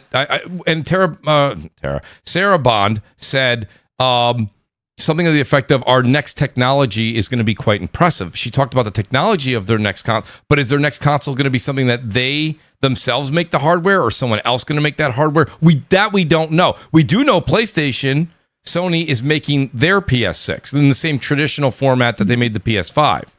So, and that's the question in hand. And just bouncing off your point, Mooch, I don't think Microsoft know what their next move is, let alone freaking PlayStation. I don't think I don't think they've thought this. Like they didn't think. I think everything's kind of been done on a wing and a prayer. That's kind of the impression that a lot of even big, the big boys in the gaming dialogue space, in the influencer space and the content creator space, and those on the inside as well have said this, that they get the strong idea that a lot of these things are reactionary or kind of wing and prayer and kind of not fully planned out, like from the purchase of ABK to, the whole everything, the whole slate day and date on Game Pass, every first party title, not discriminating or not strategically choosing what games to release when on Game Pass, and then constantly these different pivots with these different tiers as well. And now Game Pass Core doesn't actually allow some games day and date, and it's just very bizarre. But Yeah. but the point is that if their purpose is this open basically a PC, and they're allowing Steam on their platform. We discussed this on the last show and the show before that, I know, but like the point is this, like, where's the money gonna come from? Just first party sales on Steam? Like that's pennies. That's so small in scale. That's such a scaled down platform that you can barely call it a platform anymore. Like, are they just happy with being a publisher like EA? Is that what they're trying to be now? Is a publisher, not a platform holder? And they're kind of trying to kind of shy away from being a platform holder now, and they're happy with just the revenue they make off their first party games on other platforms. Then fair enough. Like, then they're doing a very good job at that. But is their job? But are they wanting to be a platform holder because they're still pitching the next Xbox? That's the so thing. If that's the case, if they're still pitching the next Xbox, they're not getting people on their storefront. And if they're not getting people on their storefront to buy content, and then they're making absolute pennies, and they're missing out on the primary benefit of being a platform holder. So it's like, what are they doing here? They're cannibalizing their own goals with like nothing makes sense. There is no business sense to it. I also think it's a question of, I think, is Xbox making decisions, or is Microsoft forcing them to make the decisions? Is Microsoft that's a good point. You will do this. Yeah. Like the CFO and all that are up there, and they like, Phil, come into my office real quick. Yeah. Right, listen up. This is what you're gonna do, and you're gonna do it now. Because I've checked the numbers, and this is some bullshit. And so you have to decide what choices are they making? Is it a Microsoft choice, or is it the Xbox choice? Because if it's the Microsoft choice, they are like I guarantee you, ABK was probably Microsoft's choice, right? They were looking at it like, oh, we got some money. We could use this to help boost the things. And then Xbox makes a decision, and then Microsoft is like, no, you'll do this instead. So that's why it looks like they're flopping around all over the place. It's because probably they're having two different fights. Xbox is probably like, yo, Microsoft, let's do this. And Microsoft's like, fuck you. And, I do think I agree. I do agree with you, Dessinger. I think Microsoft's calling the shots, and Phil is sitting at the table with Satya and them. So that decision is being made at that table at this point. B Money, you were going to say something a moment ago. I want to hear what B's got to say. Ask the panel if they have any more thoughts. Read through these super chats, then I want to move to Battlefield 6, because I think Battlefield 6, we got to talk about it. But B, did you have something to comment? Yeah, I was just going to say, I think in regards to what PlayStation does going forward is going to be the big tell if Helldivers 2 actually moves the needle. I was just going to ask you if just how close, B, they're looking at those sales of Helldivers 2, because if that thing does not chart well, I think that's telling. What do you think? Yeah, B, you agree? Yeah. I think if it doesn't really do well, yeah, then that allows them to pivot away from the strategy, or make a different decision there. But I think if, let's just say, Helldivers 2 is the number one game sold 2 or 3 months in a row. Yep. Now they're looking at the strategy totally different. That's right. You know what I mean, so it just depends. Like we know there's going to be games that do sell there. You know what I mean? When GTA comes out, it is going to sell on that storefront. So I think that the magic key for them is to see what games will actually be appealing to that audience, and if they'll actually be sustainable over a longer period of time. We see what the Xbox games are doing on PlayStation, and I think they're kind of looking over the fence to see if they can kind of replicate that same success with some of the titles that they have. So I think September, October, depending on where Helldivers 2 lands, on their sales charts for Xbox, will be a great tell from kind of what they do going forward. So that's interesting how you worded that. I was thinking of it just slightly different. B, you said where it lands on sales charts on the Xbox platform as far as those sales. Or are you actually talking about the total sales? Because Nib, you had said this about Final Fantasy. Final Fantasy 16, pardon me, had hit number 4. Nib, I think you said, in sales on the Xbox marketplace, Correct, but then it didn't even chart. No, on the top Sakana 20. June, Sakana June monthly sales, as in United States, Xbox sales for the entire month, it was number 4, but it did not chart on the general sales chart. So which one, B, do you think is Sony's? I think Sony's looking at the general sales chart, not just on the Xbox, but I'm curious your thought. No, I think they're gonna, in regards to Helldivers 2, they're gonna look at the Xbox sales chart because they have to see if it's actually making noise over there. I mean, the general chart, they already know. I mean, the game is sold over 12, 13, I think it's up to 15 million copies sold across PlayStation and the PC. So can they crack 1 million sales? Can they crack 2 million sales by year end? I think that's going to be very important to them. If they only do 20,000, 30,000 sales, that's not really moving the needle for them. Mm-hmm. And I think that may, allow them to kind of look at the strategy a little bit different. I'm curious to see this. I really am going to keep an eye on it. And David, I'll give you the mic in a second. I really am. I just think the way that Microsoft aligned their customer base, it is to have the game be on Game Pass. This game is going to cost $40 on Xbox, B-Money. Yeah, I mean, that's true. But look at what Night Rain has done at a lower price point. I think the lower price point, I think this is why they chose this game, because it's not a full price game.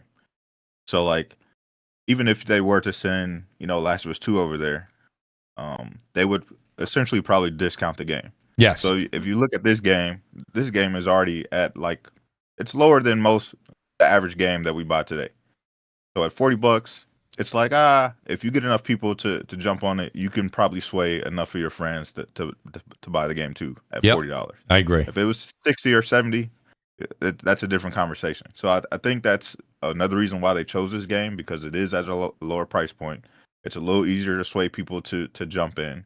And if enough people, get their friends to jump in, I think it could do well. Like I said, there are games that do sell well on the Xbox platform. There's not that many. Like Nib said, when you look at the overall chart, there's not a lot of games that do well on the Xbox chart and kind of translate to the overall chart. But there are games that sell well there. Helldivers 2 is more aligned to what the general Xbox player enjoys as far as gaming. Yes. So I think this is the perfect game to kind of test the strategy. Yes, it was. And we kind of got to see what happens over these next couple It's months. going to be very interesting because It's going to be very interesting. you need to buy the game and you need to be sub to Game Pass to play it, and it's like to play it online with friends. So it's like, well, we'll see. Yeah, they are. It will really expose just the whole trending idea that it is very apparent now. We've been saying it for years, and people were saying we're full of it and we're just talking out our backsides. But even like Skill Up is saying it now, and like Jake Baldino and loads of others are just outright saying that Game Pass has conditioned Xbox gamers to not purchasing content anymore, purchasing games, and almost being averse to premium products. And it's like, well, if that's the case, then will they look at Helldivers 2 with happy, like, oh yeah, we've got Helldivers 2, or will they look at it with resentment, like, why isn't it on Game Pass? And looking at the comment section on Helldivers 2 announcement post, it looks like it's more the latter than the... The other thing that's interesting we mentioned last week on the show was Helldivers 2 comes out the exact same day as, I believe, Gears of War Reloaded. And, that's an interesting thing because you're both multiplayer. I understand people are going to say that's not the same on Xbox. And they're getting that for free. Right. So... Well, a lot of the Xbox camp run out and say, wow, the lobbies are full in Gears. I love Gears. I'm playing Gears. I'm not going to pay $40 right now. And you know what happens after a week goes by, 2 weeks goes by, that hype, the intensity for Helldivers going over. I don't know if that'll play a role or not, but it is interesting that they picked that same day. If I was Xbox, I would have said, let's separate that by a week or so. Go ahead, Ghost. That'll be the excuse, though. Right. Of course. There's always one. So, shout out to... The excuse just would have been that it's an older game. Every time. Older games can sell on other platforms, just not on Xbox. Not on Xbox. Apparently, according to the fandom. Not allowed. Danelle Brown says, put games on other... Let me just read the super chat and I'll give you the mic, that singer. I know that David also wanted to say something. Danelle Brown says, put games on other platforms and make more money, but the money is not going to make more first-player games. Shake my head sad. Shout out to Danelle Brown. Also, Babor is here. Babor is here. The show has begun. I don't believe Babor is happy this week. He says, I believe that it is disgusting that PC gamers get to play PlayStation games. Babor, you're so rough, dude. I believe that if you do not own a PlayStation, you should never have access. Babor, have you put your resume into PlayStation? Babor should probably do that. Glassdoor Gamer says, I bought my 3070 in 2021, and not even 4 years later, it is completely trash for high-end games. Death Singer and the others overrate the value of PC. Well, I'll go to you on that one, Death Singer. I'll let you speak for that. He's saying that, 3070. The reason I'll agree with Death Singer here probably, in Glassdoor, I say this all the time. I know that we're all in the gaming community, and we keep hearing about people that have 4090s and 5090s, and everybody's got 4K OLEDs, and they've got monitors that wrap around their entire gaming setup. You do have to understand, you may be reading into that 1 or 2% group that are playing those games on PC. A 3070, and you can tell me if I'm wrong here, Death Singer. I'm not going to pretend to be some PC guy, but I know people that work with me that have much less than a 3070, and they're still enjoying their games on PC. I don't think you have to have a 5090 to enjoy yourself, Glassdoor. Maybe if you want 4K with ray tracing and everything, every bell and whistle on, yeah. But I mean, that's like saying you got a Chevy Suburban, which is a fantastic looking SUV truck, but it's not, it's not an Escalade. You know what I mean? Or it's still a great vehicle. What do you think, that singer? You bought a 3070, right? So you get what you pay for on PC, right? So if you're happy with what you get, then you buy for what you want. So, PC that cost me £2,000, bro. That cost me £2,000. That's true, Wooly. That's true, Wooly. Well, he's saying when years ago. Well, not the card wasn't £2,000 though. Not even the whole build with a 3070. The rig. Yeah, I got the PC. I got an 11700K, and a 3070, right? Okay. And I bought a semi decent rig. At the time, it was considered high spec, and I got that bad boy for $2,000, and it runs games barely better than a PS5. Well, that's because you get what you pay for. You decided to buy that. See, like that's $2,000, dude. That's $2,000. Yeah, but a PS costs how much again? Remind me, $350.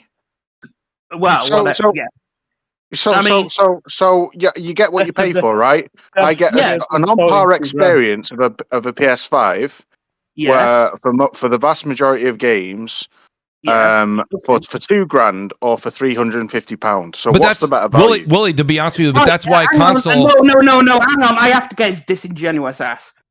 Disingenuous. Okay. Now, PC gaming is consumer. You choose what you get in your rig. If you chose a 3070, that's on you. That's a you problem. That's not a PC problem, because I have a 5070 Ti. I'm completely destroying every metric of whatever a PS5. I was told a 3070 is like 60% stronger than a. Yeah, like 5 years ago. 2070. Like 5 years ago, it was the original poster also said. But a 3070 is like 60% more powerful than a 2070 Super, right? So if that's the case, then why isn't it running at least at 60% better than my PS5? It's just the 3070 for one is not that is as powerful as you'd like to think, because the 3070 is one of the modular, definitely one of the GIMP cards. The modular metrics the modular metrics suggest otherwise. Yes, but let's yes. just but the admit it that cheaper- you need far more bang for your buck to get an on-par experience with a PC than you do on a consolidated hardware. You pay far more for diminished returns, and you can spend $4,000 on a super rig all you want and brag about it. Brag about the widescreen option for Horizon that you never use because you get motion sickness. But you know, and brag about all those nice high tier specs that you spent $4K on, right, to get. No. But What? but it costs. But for you can get an on-par experience for like a fraction of that price with a PS5 Pro. I picked So up my it's like- PC for like 1,500. Thing is, like, you don't actually need that much a money lot to more. outperform the PS5. But then, why are you trying to outperform the PS5 when you're just trying to play PC games and do PC things? Like, I don't understand. Well, that's what I'm saying. why you There's too try. many different angles here. We're talking Or- about different. yeah, there is way too many different, because PC is, you get what you pay for. That is. Well, PC. there's also the time. It's also the time when you purchased it. I mean, there's a lot here. Well, yes, right. Yes, So because unfortunately, they come out with new graphics card every year or every 2 years, or new CPUs, and so you have to pick and choose when you want to upgrade. When do you have to? Because if you had bought a PC back in 2018 and you're like, oh well, everything else still works, I just need a new GPU. Okay, well then you can have a look if you need to get a new parts, and you can slowly upgrade over time. Like, you get to pick and choose. Like, first of all, I'll do the motherboard, then I'll upgrade the CPU, and then a bit while after, I'll have more RAM, more storage. Okay, new GPU. Okay, my CPU's bottlenecking my GPU. Okay, let me go get it, so you don't have to replace parts. So it's an overtime. it's like payment. it's almost like the building a hot rod versus going out and just buying a speed car right away. You know what I mean? It's almost like you're spending £300 one year, £200 the next year, £150. Oh, it's the definitely third more year, money, Willie. £400 the fourth year. It's more money. £500 the fifth year, another £300 the sixth Yeah. year. So, altogether, you are If you're spending keeping- an if you're- absolute fortune each year. if to you're keeping up- maintain. I mean, to your be rig. fair though, with console, you have to pay to play online every year, right? So you're paying Yeah, that. but that's like But 80 then- quid on the deal. 80 quid on the deal a year. yeah, And you get a lot of games, with that. But also, To keep- you also have to factor in how often do you actually upgrade. That's down to the person too. Because if you upgrade every 3 years or every 4 years and you just get a new GPU, that's a £2,000 GPU over 4 years. So that's what, 500 a year? I mean, So let's move on to the next. We can talk PC numbers all day. Shout out to Mr. Badbit who's here. Mr. Badbit, glad to hear that you're safe and feeling good, buddy. Of course. I'm glad to be here. Are we talking PlayStation's Go third party yet? We were just at the tail end of it, but I'm sure that you'll just revise it for another hour. Hold on a second, Mr. Badbit. We will go to that in a second. Glassdoor, I'll finish this one here. He says PC gamers are cheap. Repo's $10 game on it. Shout out to Glassdoor Gaming. But Boar's back. He says, my view, I don't care if some go to Xbox, but PC is like this piracy, inefficient, that holds gaming back. Main reason gaming is stagnant. Pabor's very upset. Pabor, I like it when you're happier. Andy Hart says Sony exclusives sell consoles. Don't fix what isn't broken. Also, Xbox is now a software publisher, and I believe learning I think he means leaving, but it says learning, leaving the consoles behind. Shout out to Andy Hart. And Moonshot says, I don't like what I'm hearing from this PlayStation multi-platform BS. I value exclusives highly, so I hope it's not what it seems. Sue me. I'm not sorry. Shout out to Moonshot. No one's going to sue you, buddy. Mr. Badbit, so real quick, I do want to get your take on it, then David's, and then I do want to move into Battlefield 6. But, so yeah, Mr. Badbit, what do you think? I saw your take, so I won't ruin it. I'll let you explain to the audience. I think it's funny. First off, we had a great talk about this on my pod, was it 2 days ago? But I don't know, man. I don't have a problem with anything. I'm pretty comfortable where I'm at. And thinking about it through the grand scheme of things, I don't know, maybe it's because I'm getting older, but truly seeing, first off, I've had a lot of interesting conversations about the intent of this job posting. And it seems like, yeah, they are exploring the options of bringing their games elsewhere. And it seems like that's exactly what's going to happen. And there's no line in the sand, whether it's games as service, live service, or whatever have you. I would just say that like the canary in the coal mine was when PlayStation, this is like more than a year ago, was talking about like, hey, listen, success for us and growth for us is in monthly active users, not so much console sales. The other canary in the coal mine was when like Herman Hulst came out and said, we don't see PC as, a competitor in this space, more like an extension. Mm-hmm. But it also goes to what Hiroki Totoki said last year ago, which is they need to improve their margins. They want to get more money into the PlayStation sphere by shrinking down the exclusive time. And I just think looking at Sony's current strategy with PC, I don't have any problem for a Xbox fan to go and play, I don't know, the Uncharted collection Right. at this point, because it is old. And if someone really wanted to play that game, they would have bought a PlayStation by now, right? Right. But those people aren't there. And I only think to myself as someone who, I've played Halo Infinite, love Halo Infinite, put over 100 plus hours into Halo Infinite. God bless put you. over 600, thank you. Put over 600 hours into Sea of Thieves. Love Sea of Thieves, right? God bless you again. Unabashedly, Starfield, I really enjoyed myself with it. That being said, I still sold my Xbox. And the reason why is because my library, where I play the majority of my games, my ecosystem, is my PlayStation. And so though we are all here and we're like, I value an exclusive. We all value exclusives here. But, as a teacher, I'll say when speaking to the youth, they're not talking about, hey, dude, what are you gaming on? Right. They're talking about, hey, dude, so you play Fortnite? What skins do you got? Right. Hey, I play Warzone. This is what I'm. But the asterisks on that, which I agree with you by the way, Mr. Badbit, is that the youth aren't even. They're not even talking about Death Stranding 2 and Uncharted or even Halo. They're not talking about Gears of War Reloaded. They're talking about Fortnite. They're talking about Warzone. They're talking about Apex Legends. Right? That's what they're talking about, which is crazy. It's so hard to get even any of the youth to play some of these great single player games. I think I don't know. I do believe though, as you get older and you mature out of the, I love Warzone, but I like to sit down and get into a story based game like Death Stranding 2. I'm actually enjoying Full on Feathers. I absolutely Wu-Chang Full on Feathers. I'm enjoying unbelievably, way more than I thought I was going to enjoy. But here's the thing. I'm loving Death Stranding 2. Death Stranding 2, my game of the year. I'm enjoying myself in Donkey Kong Bonanza. Yes, very good. You know the game I'm playing the most? What? Marvel Rivals. Yeah. Diamond. Well, let's go. Listen. So those games call to You you. filthy casual. You filthy casual. Wooly, I was waiting for that. Listen, I'm not proud I got a Gooner skin or two. But the fact is, go and play Fortnite whilst you're at it. Oh my god! Let me tell you, I got too many skins in Fortnite. You kidding me, Wooly? Hey, there's dozens of us. So for me, I just take it as like, I'm an old ass man. I'm playing where I'm playing because I like the experiences that I'm getting there.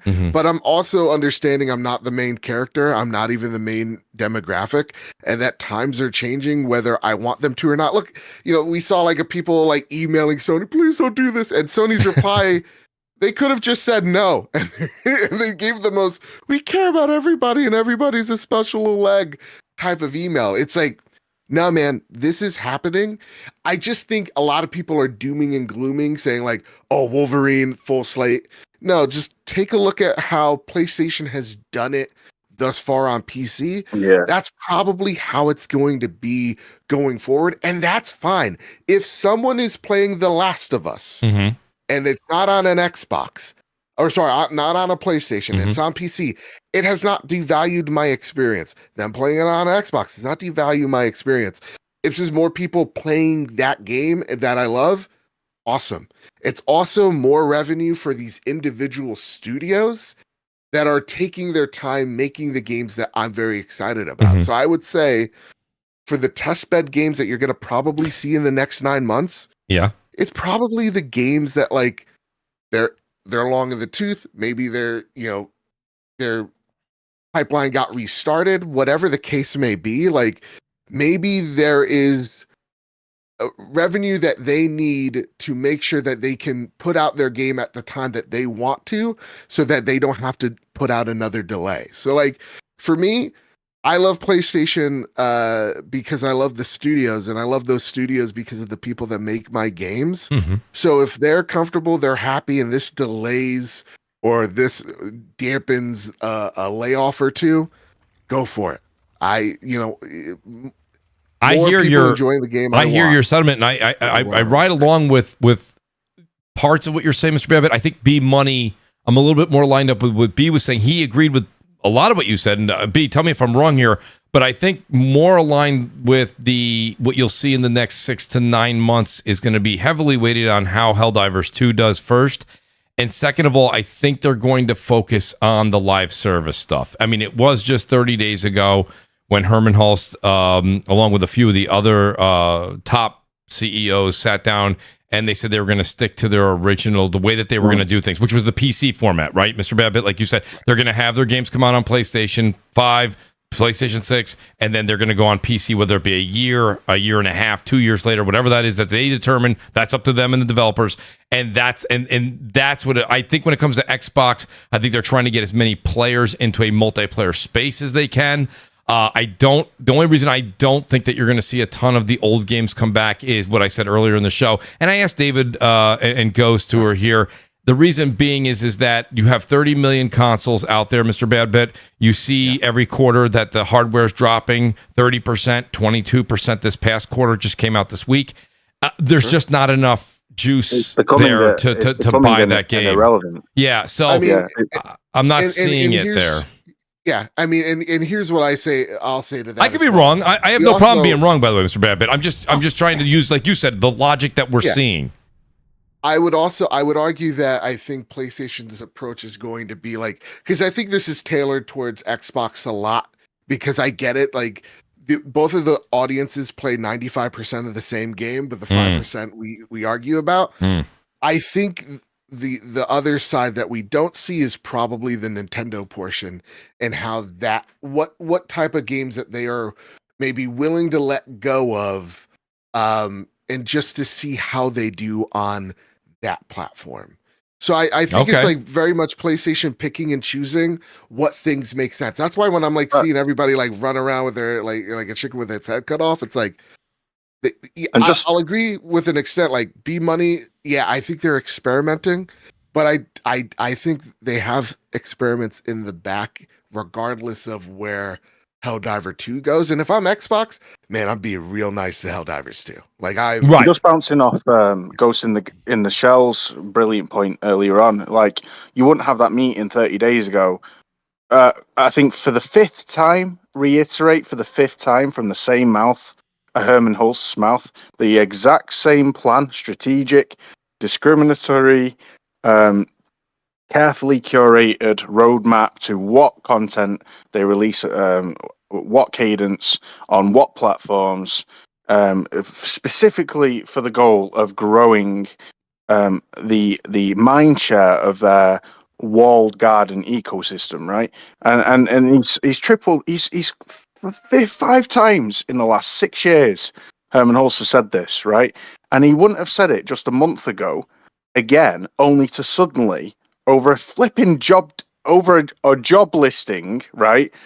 Like, pivot. It would be misleading to the shareholders. It would, just be a complete disaster internally, and it would not make any sense.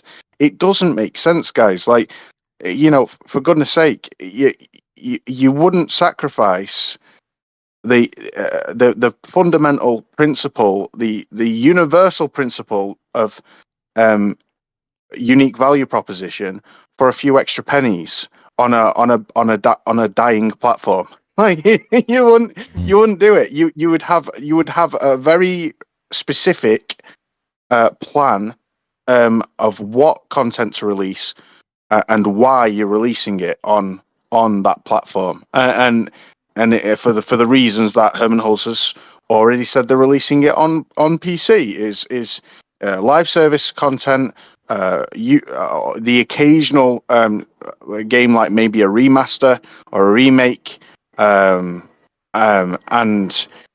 games that are kind of require a larger base as possible to keep going, to maintain. And lastly, games that are almost advertisements for the sequel, that are releasing as exclusives on the PS5 console platform, at least for a significant period of time, to incentivize those people who liked the release on PC to buy a PS5 to play the sequel. So like it's a waterfall effect. It makes complete sense. It's maximizing and capitalizing. Well, that's the thing. You have. So I've heard that quote. I've seen the quote, and that's actually for me the alarm bells of like, he's not specifying platforms. Like it's like, for me it's like he's saying things without needing to set, like he's giving himself as a PR guy. Like I know, like when someone is saying something, to give themselves enough room to have an out. And the one thing that like, because I mostly agree with you, Wooly. Again. But it's not like a Xbox versus PlayStation thing. I'm thinking of it through the brand lens of like, hey, Shuhei Yoshida said like a year or two ago, is like, Nintendo makes gamers. Nintendo is important for this industry. And so like, if I was PlayStation, man, why not hand them a Spider-Man just to see how that thing sells? Right before or maybe midway through the development of a Spider-Man 3. Well, let me ask you, but Mr. Babbitt, let me ask you. Wait a minute, hold on, wait, hold on a second. Astrobot on Nintendo Switch. Well, here's my only. Let them feel what a true platformer should feel like. Let me ask you a question though. Nothing that you said or what we've been talking about tonight, or even for the past year or two, is anything groundbreaking. My question for you, Mr. Babbitt, is: well, when they were making Spider-Man 2. That was when Xbox was, no one knew where Xbox and PlayStation was going to be back then. They were kind of both going up at a steady rate each month. They could have done that then. They could have done it at the end of the PS4 era when there was 50, 60 million Xbox Ones. Heck, they could have started doing that in the Xbox 360 era where they had 86 million Xbox 360s out there.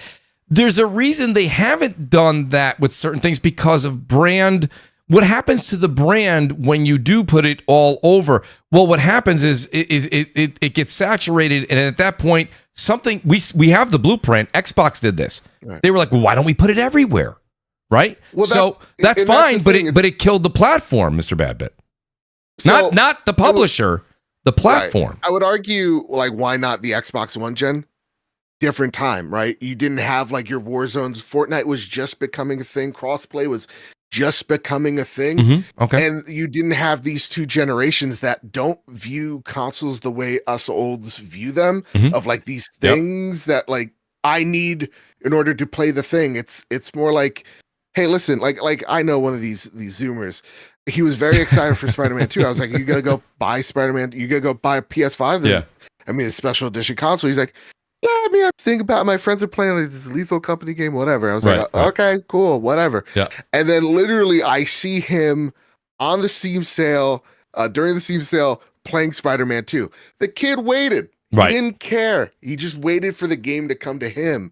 So to me, it's like, I understand the value, the argument of devaluing, right? But at the same exact time, then why put your games on any platform at any time at all? Well, right? let me answer the answer I have for you there, Mr. Babbitt, is what you had said also. You had said Fortnites and Warzones and different games like that that are kind of dictating, right? When you have Helldivers 2, it's a multiplayer. Let's break that down. That many players. You need a lot of players. Well, we need more players. Well, when you're playing a game like The Last of Us, well, the one sale is it. So the point of the matter is, it is a different product. Yes, it's a game. They're all games, but the multiplayer games have a different facet to make different amounts of money through battle passes and skins and things like that nature. So yes, you're right. Things that changed between the Xbox One era and now. You gave great examples, but that was all examples, which I agree, but leading to multiplayer live service games. The question at hand still is what people are running around saying right now is that all all of these single player games are now going to show up on Xbox, which again, if it was 80 million PS5s and 60 million Xboxes, I'm kind of riding with you now, Mr. Badbit. But the reason I'm kind of pulling back here is I'm saying Xbox is, their hardware is becoming less and less relevant. Xbox is taking it off the shelves in a lot of countries, right? It's not even doing well in its primary country of the United States, doing less well in the UK. It's just, I don't see the squeeze being worth the juice being worth a squeeze. That's the problem. And again, I'm not even arguing like again. But yeah, I hear you. I hear you. The Nintendo lens, yeah. Right. Yeah, but B-Money, you know, like you gave an anecdotal example. I think we do need to be careful with that because, like, if we, that's why I always say go by data, not by anecdotes. Because Spider-Man 2 at the time was actually the fastest selling PlayStation game in all history. You know, I think it's like 4-point-something million it was 3-point-something million in 24 hours and went on to sell 11 million. It's probably much higher now. But on PC, like the Steam data, we have the Steam sales, right? The peak concurrent player number is 28,000. Like, you know, so it didn't do very well on PC. Let's put it that way. Mm-hmm. So maybe your friend, he waited to play it on PC, but the vast majority of Spider-Man 2 players didn't do the same. Here's where I'm going to push back on that ideology. Okay, because if they're not selling well, then why keep doing it? So I explained this earlier, and it's what the PlayStation executives themselves said time and time again. Actually, I think now they have mentioned it 3 times in 3 separate answers, and they're live answers as well. They're not even questionnaire answers. They're actually video answers they do in the post financial conferences. Sure. Which is what they've said is they see it as a conduit to bring more PC gamers to PlayStation. So their thing is when PC gamers can't be bothered to wait for PlayStation games anymore, they will just invest in a PlayStation console as a secondary device or whatever, because they don't want to wait for the games any longer. So they said, word for word, they don't want to wait for sequels of those games anymore, so they end up buying a PlayStation for them. And I shared some data earlier that shows that maybe they are indeed right. Because, for example, I'm repeating myself, but you know, 5% or 42% of PS5 sold in the record-breaking holiday quarter out of 9.5 million PS5 sold were to people who never owned a PlayStation before. And I was discussing, you know, where are these new gamers? If almost half of the people who are buying PS5s right now are new to PlayStation or PSN, where are they coming from? Are they coming from Xbox? Are they completely new to gaming? Are they coming from PC, Switch? But the point is, PlayStation is doing a good job right now of attracting a lot of new customers to the platform. And funnily enough, there's a huge portion still of PS4 owners who have not yet transitioned to PlayStation. I assume GTA 6 could be the catalyst that finally moves some of them. But the point is, this platform is attracting loads of new customers. So if PlayStation keep reiterating that this Trojan horse strategy that everyone says is not going to work is working, again, I'm inclined to believe them, right? And I was saying earlier, maybe that's what they see with this strategy on Xbox. They also see as it means to draw more people over to PlayStation platform. Even they said with Lego Horizon Adventures, like they want to bring a younger crowd from Nintendo over to PlayStation. It doesn't mean it's going to work, but that's the strategy they have here. So again, like we can see that these how did that game do, Nib? You have a lot of numbers in front. Did that game do well? No, really. I don't remember. I thought it did very poor. Can so I get back along that? Go ahead, Ghost. Yeah, I think so also. I'm sorry, Money, to also your point. Also, when you said about the student or the Zoomer that you called them, you know, waited. That demographic has no choice but to wait, right? Because they're relying. I mean, as well off as me and my family are, my kid doesn't get everything, right? He asks me for review bucks every single day, and I'm like, no. You know what I'm saying? So we don't know the context or the reason why some of these people are willing to wait, if they are, especially in the younger generation, right? Due to financial constraints or whatever the case may be. So, I mean, I think in the younger generation, the de facto console is the PlayStation. So when you see, and I see it too, because I have younger grandchildren, and I have, you know, one of my nieces teaches at a school, and I do a lot of volunteer work there, and I talk video games. Right? That's how I stay cool and hip, because I'm old, whatever. So, but the Simplex is like they do, it's the Fortnites, the Apex Legends, and they don't necessarily say a console, but then when you look at the overall, I'm sure Nib has the statistics. The overall revenue from those are primarily from PlayStation. The money transactions, skins, and so people are by default, when they go to look for a console, it's almost becoming due to whatever Microsoft struggles or Xbox struggles, it is automatically de facto. Like you automatically ship. I'm gonna buy a PlayStation 5. Yeah. So this is the point. So where do you guys think the PlayStation 5? Because I half agree. I see everyone's logic, and I'm there with a lot of it. But Mr. Badbit, before you go on, I just want to say one other thing, because I made this. I know it sounds strange in a world where multi-platform releases are becoming more common, but I would argue, and I actually think PlayStation would agree, because they literally said it 2 weeks ago. They said exclusives are the important differentiator. So even though they are bringing multi-platform games, again, it kind of looks like they're doing it as a way to actually bolster their platform. But I was going to say, I think in a world where, again, you look at the PlayStation financials, right? A handful of titles make up 50% of all their PSN revenue. Now, those games are multi-platform, right? So if, as a consumer, I can play Fortnite and FIFA and Warzone on both an Xbox and PlayStation, what is the number one way that PlayStation draws me to play the game on their system instead of Xbox? And the answer is exclusives, right? And people always get in the weeds of like every exclusive has to sell gangbusters. No, that's not how it works, right? So Spider-Man 2 is actually an evergreen title. Even right now, if you look at the year-to-date Takana sales in the United States, as in the entire year, Spider-Man 2 is still in the chart, right? 2 years after release, it's in the chart. It's charted almost every month in one facet or another since it launched.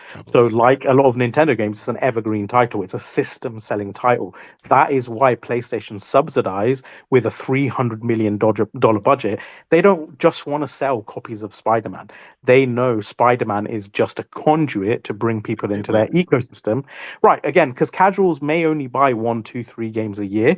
But if one of those games is a Spider-Man or a God of War or Horizon, I'm talking about the big tentpole titles, then that is the sort of the incentive to bring people into the ecosystem. And Don't you mean Light of Mortaram? yeah, Light of Mortaram. And then one more data point, right? We always talk about like Call of Duty. I understand they're annualized, so it's not exactly fair context. Call of Duty sells between 16 and 33 million copies per annum, right? Now, historically, obviously now because of since it's been on Game Pass, the splits are different, but I'll go historic splits. Historically, like roughly 50% of Call of Duty sales are on PlayStation, right? So if they're selling between 16 and 33 million copies and 50% is on PlayStation, do the maths. Like, where are we looking here? We're looking at what, 8 to 16, 17, 18, 19, maybe more, depending on the splits in the game, is selling on PlayStation. But then look at the PlayStation tentpole IP, the biggest sellers. Spider-Man 1 and Miles Morales, over 33 million. Spider-Man 2 is probably above 15 million now. Uncharted 4, over 18 million now. God of War, over 20-something million. Horizon Zero Dawn, 24.3 million. So these games are actually, weirdly enough, selling more than Call of Duty. Again, it's not quite fair because one's annualized, one's not. But the point is, these numbers now, they're in the cultural zeitgeist. If you, again, look at historic data, right? Gears of War, the most it's ever sold is 6 million. Halo 3, the most it's ever sold is 10 million. I know people say 14. God bless Halo 3. Yeah, Halo 3. So 10 million, 6 million. Previously, before God of War 2018, the most God of War ever sold was 5.5 million. And today it's selling 24, 25, 26 million. So what I'm saying is the numbers that some PlayStation titles are now posting, they may not be as high as certain Nintendo titles, but they make no mistake, they are cultural zeitgeist numbers. These numbers are phenoms, right? And they are drawing people to the platform. So as much as people say exclusivity is the number one way still that you drive people to a platform for multi-platform games from which they can derive their 30% cut. Without exclusives, people are just going to buy something else instead. I would still then make the argument why even put them on PC. So like I'm with you with a lot of it. Trust me, I am. I just am still color me a skeptic. And when I say like, listen, they're bringing their games over. Like, let me ask you a question then. Sure. You know the 45% of people the 4.5 million people who bought a PS5 in the holiday quarter that are new to PlayStation. Where do you think they came from? That's a great question. Truthfully, I mean, last year,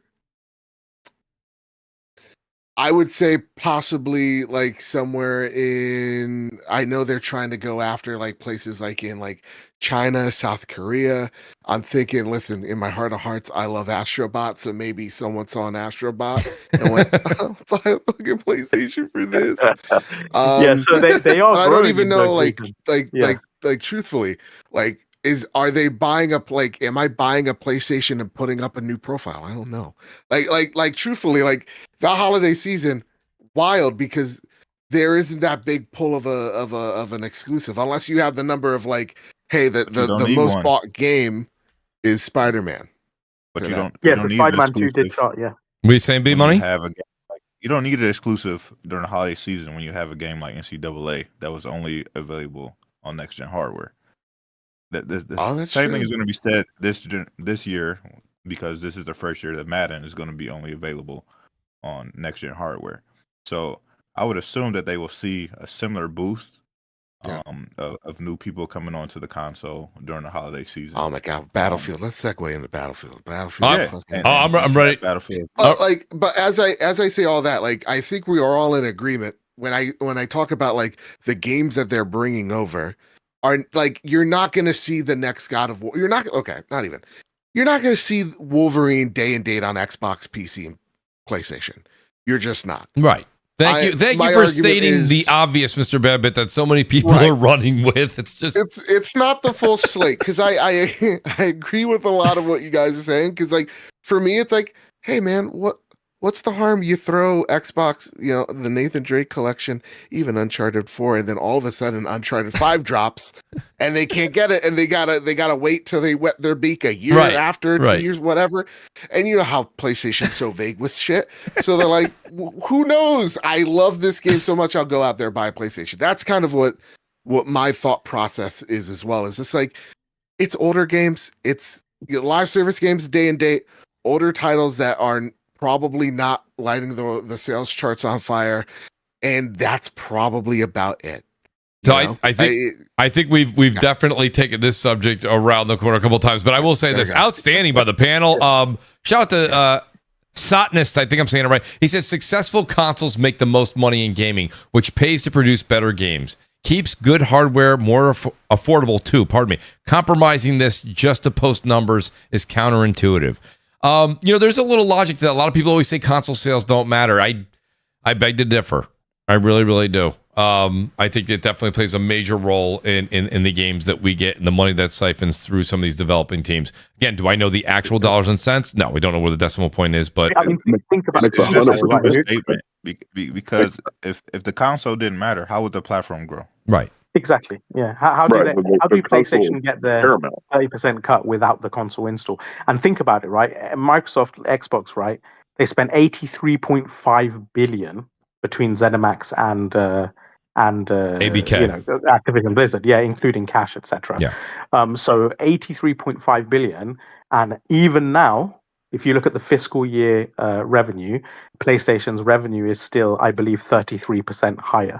Yeah. So you add the biggest multi-platform publisher in the world, you spend nearly 100 billion. It was almost, at the time, it was almost the market cap of Sony as an entire company, right? And even despite all of that, PlayStation is still 33% higher in per annum revenue. And why is that? Again, it's because of their install. It's literally because they have such a wide berth of consoles out in the market that they're getting so much more of that 30% cut from everything that is sold. I mean, it's what Phil Spencer said, man. They lost the generation to lose. I'm not like when people are like, if they do this, I'm switching to PC. Are you gonna really switch to PC? Yeah. Because I fucking doubt it. Like, how do you know I'm not? Like, again, it goes back to like, I got great games from Xbox. It wasn't enough. I sold it. Like, you know what I mean? Like, there's truth behind the power of the library that you already have. Yes. There is truth to, oh well, my friends have this system. Yep. And you know, I don't know, they're gonna call me gay if I bought an Xbox, you know, like that type of stuff.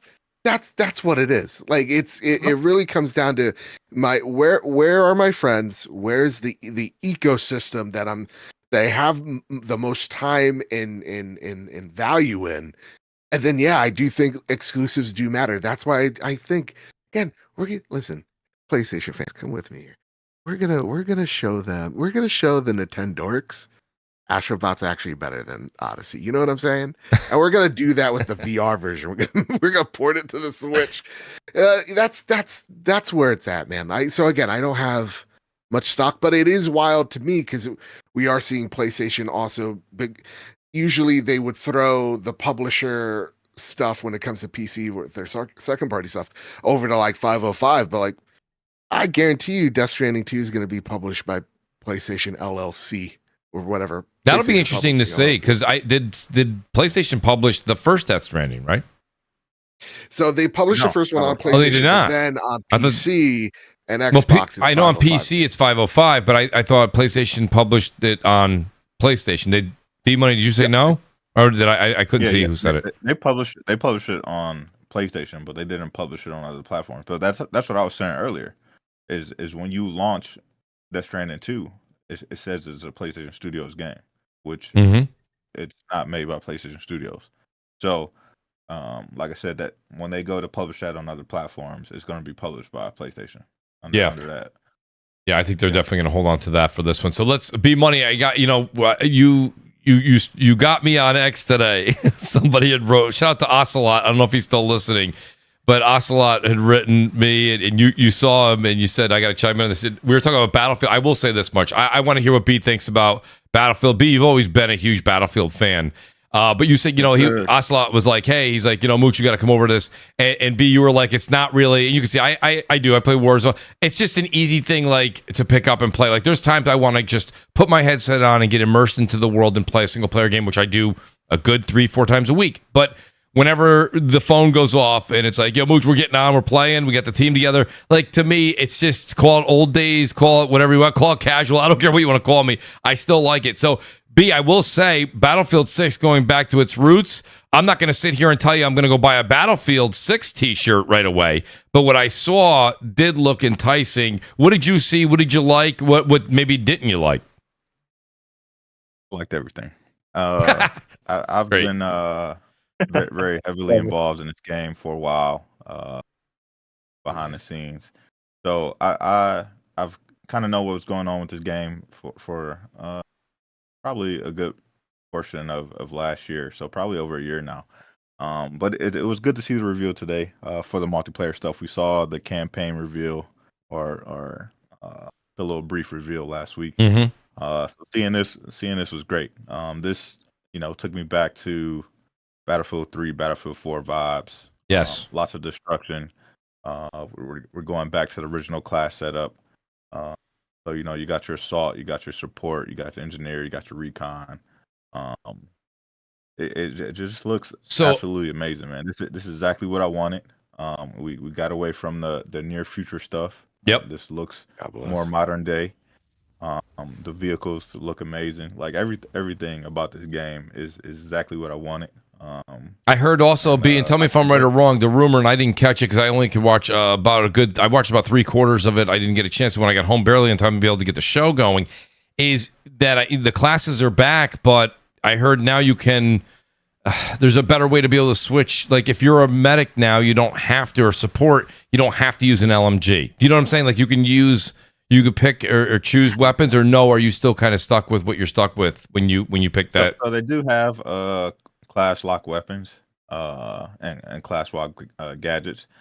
They did say that they're gonna have it both ways in the open beta, so I'm pretty sure that it's gonna be both ways in the game where you can have like different playlists.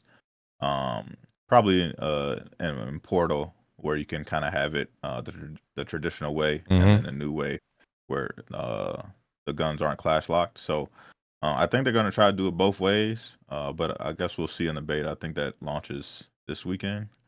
Well, it's the Next weekend. 8th. It's the 8th if you were already invested into the alpha, I think, and things like that. Then it's open on the 9th. Okay, yeah. So, I'll definitely be in there because I was in labs for quite a while. So, Is it too late to get into labs or to be a part of that system? Be money that's already been decided, or there is still a way to sign up? no, you can still sign up. I'm not sure, how many people they're letting in per week, but they are still letting people in. So you could definitely sign up and see if you can hop in there. Before the game actually launches. There's a public beta though. Anyway, next weekend, like for everyone. Yes, there's. I think it's August 9th is the public one, Nib. Yes. So what did you guys think? I wanted to get B on here because B's always known that I've been more. And listen, even though B's always been more Battlefield, I have been a little bit more Call of Duty. I will say with the absence of Battlefield and the emphasis of how hard the team worked and how they really went back to their roots. And I'm not going to lie to you, my excitement for Black Ops 7 is mid-warm at best. I'm very excited that Battlefield's coming out this fall. I'm not gonna lie to you. Anybody else on the panel really kind of blown away or have any issues? Right here, dude. I'm a Battlefield dude. Like, Battlefield's my game. So Battlefield 3 I love so much. I bought on every single platform. Battlefield 4, I have hundreds of goddamn hours on here. It's nutty. And then that's when they started to lose me. Like, I loved I enjoyed the World War one, but then after that 2046, all that shit was dookie. But we're back to basics, and the one thing that I love is hearing them say, hey, listen, like, skins in the game gonna feel like they make sense in this universe. That's nice to hear, at least for now, because honestly it feels like Call of Duty's lost its soul. I got Beavis and Butthead here. Like, why? Why is Cheech and Chong in here? It just seems like generic, like, hey, you're a dude. You like pot. It's like, what am I, fucking teen? No, like, come on. I'm an adult. Give me a cool skin. Give me a military. If Seth Rogen's going to be in it, at least let him wear a goddamn military helmet. You know what I'm saying? So it's great that first off, everything that I saw, the destructibility. Oh my God, when the tank blows up the building, you just see everything. Yes. This is nice. The sledgehammer that you would see in like Rainbow Six Siege, and then they're like bunkered down and they're starting to shoot everybody from the floor below. Like, oh my God, we're so back. It's great. Beautiful, beautiful Battlefield. I am amped when I first heard rumblings of like, because again, this is my game, so I had to look around. And one person's like, Joe, I know you. You are gonna have a really, really, really, really good time. This is what you want.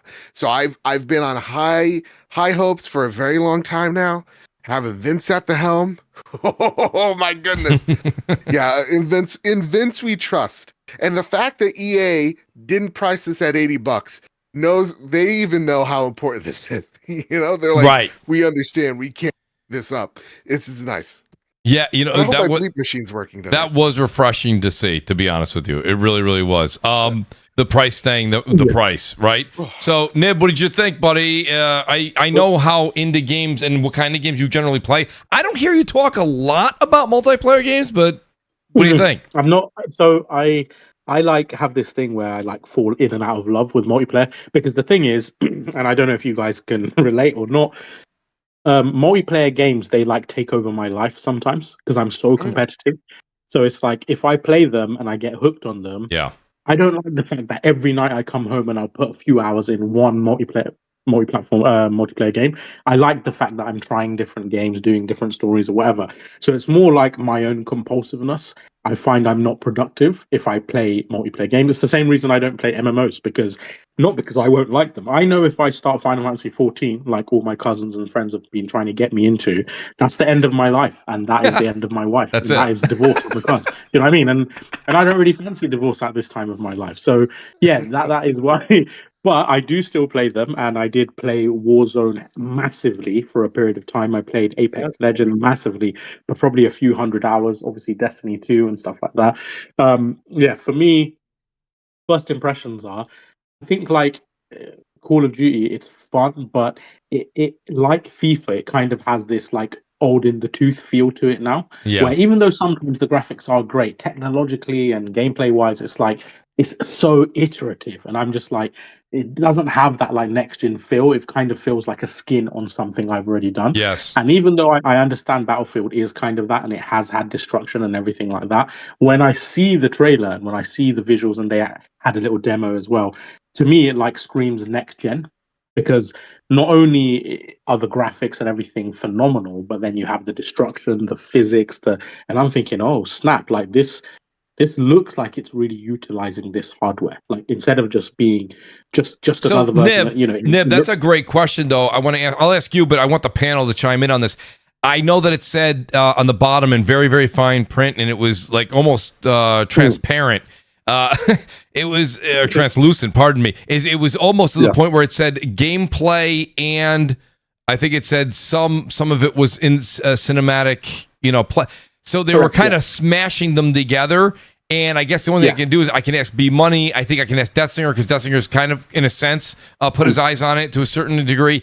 Like, do you guys think that what we saw, was that really indicative of what we're going to be playing come October, or was that a little bit of Industrial Light and Magic?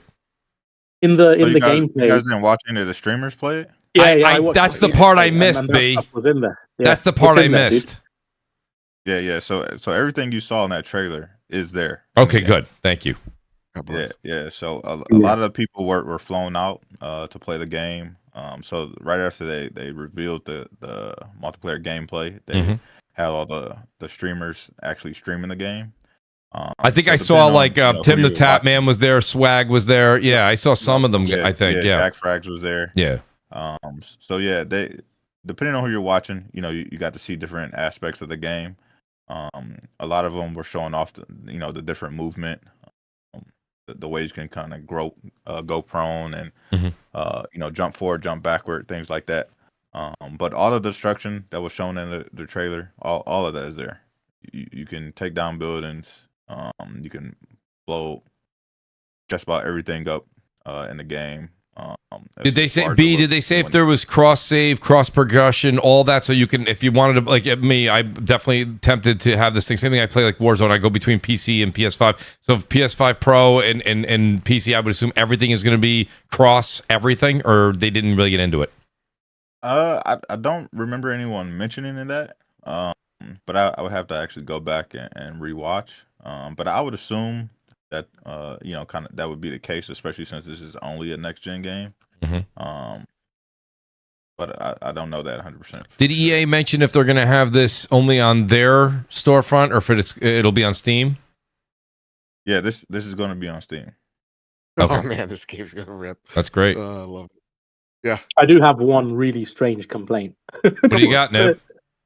I was gonna say, so I don't know why Battlefield does this more than anyone else, but color grading tones, and a lot of games do this. Like when you're in fucking the Middle East or some shit, everything's like super baked yellowy, and it's so obviously color graded. And then when you're in the mountains, everything's like kind of greeny blue, and then when you're in the United States, everything's the regular color. I think they did this on purpose, bro. I think they were going for the Bad Company vibe with some of that gameplay. It was very Bad Company. Yeah, but then it's like, it annoys me in movies when they do that as well. Like, okay, you're in India, let's turn up the yellow filter to like 200. Like, yeah, right. And with certain you're in maps, Mexico, let's make everything 4. orange. Yeah, orange. Yeah, yellow skin and yellow bike. Like, come on, maybe turn down the color toning just a bit, because it kind of almost invades on the lighting. Because you can see, I know it's a bit technical, but like in terms of global illumination, everything, like they've clearly done a lot of work with the engine. So it kind of takes away from that a bit, because instead of seeing amazing bounce lighting and everything else, you just got this fucking color grade on everything. But it's a minor complaint. Obviously, it's a minor complaint. I do think, like, animations wise, in terms of sound effects, Battlefield's always been amazing for that. I don't know if it was the first one on Xbox One and PS4. I can't remember. One of them, like, the sound design is just phenomenal, and the feedback. And I know you guys are PC gamers, but I can't wait to see what they're going to do with the DualSense and the feedback in those triggers and controllers. I hope they do a good job with that, because Cold War, Call of Duty, I thought like the implementation of DualSense in that particular game was fantastic. It kind of teetered off a bit after that, but yeah, it looks really good. And they've gone away. How many years has it been since the Battlefield release? 2020. 2022. 2022. So it's been in the cooker for a while, right? So this is their chance. Like, if they want to take market share from Call of Duty, there's not going to be a better chance than this, because annualized Call of Duty, anyone who's got a slight, and the thing is, we have data that shows that there is some fatigue kicking in Call of Duty, like both Alinea, sorry, and I forgot what they're called, Ampere. Both of them have said that the Call of Duty player numbers right now, including Warzone and everything, they're actually lower now, despite being on Game Pass, than they were for the previous release, which was already down year on year. So, like, clearly it's waning slightly. I don't play Call of Duty at the moment, but I don't know if that's just fatigue or people aren't liking the direction of the game. Black Ops 6 sucks. It's some of the worst map design I've ever seen in a multiplayer Oh, right. game. Really? I like Omni Movement. Omni Movement's great, but you move too fast for maps that are way too small. Okay. I don't know what the hell the thing is. Well, I tell you, shout out to Neil Augusto in the chat, and I forgot about this. I guess I think he's right. He says, Mooch, Battlefield is only next gen. Call of Duty will be on PS4 and Xbox One. So if that shows that'll also that also will hinder a bit of how things are gonna play and look and feel as these two go head to head. It's interesting that Microsoft just gets Call of Duty in their repertoire as soon as everybody's kind of tired of Call of Duty. That's interesting. I still think Call of Duty will do gangbusters, but nonetheless, because I still plan to pick up Black Ops 7. I mean, of course. Mooch alone will sustain Call of Duty. Yes, I will. I will hold it. I'll take care of it myself, Willie. Yes, thank you. Has Battlefield ever outsold Call of Duty? I'm just curious. I don't know. Not even Battlefield 4 outsold. No. Yeah, not even Battlefield 4 or Battlefield 3. Two of the greatest games ever made. Mind you, Battlefield 4 did release half-baked, but it's become, down the line, one of the, if not the greatest multiplayer shooter ever to exist. But that, for me, will be fascinating to get the data, like, from Sakana GSD. That's going to be really fucking interesting. And Nib, I'm going to start calling you, Nib, Data. That's your name from now on, bro. It's not a bad name. Hey, Mooch. Yes, that's her. What do you think? One thing I did notice. What do you got? Don't pre-order the game in case it's broken, because don't believe the lies they sell you, because they sold you that on the previous Battlefield. So hold off, because it looks great. It looks fantastic, but we have to see, because EA, they 2042. I was on board. The game released. So we're gonna have to see for the game. So I would say this. So the only thing I from what I heard from like people that played the alpha of that game, they're like, this shit is rough. This can't release this year. From what I've heard from like this game, it's like, oh, it could release tomorrow. It's like, this thing is good. It's in pretty good shape.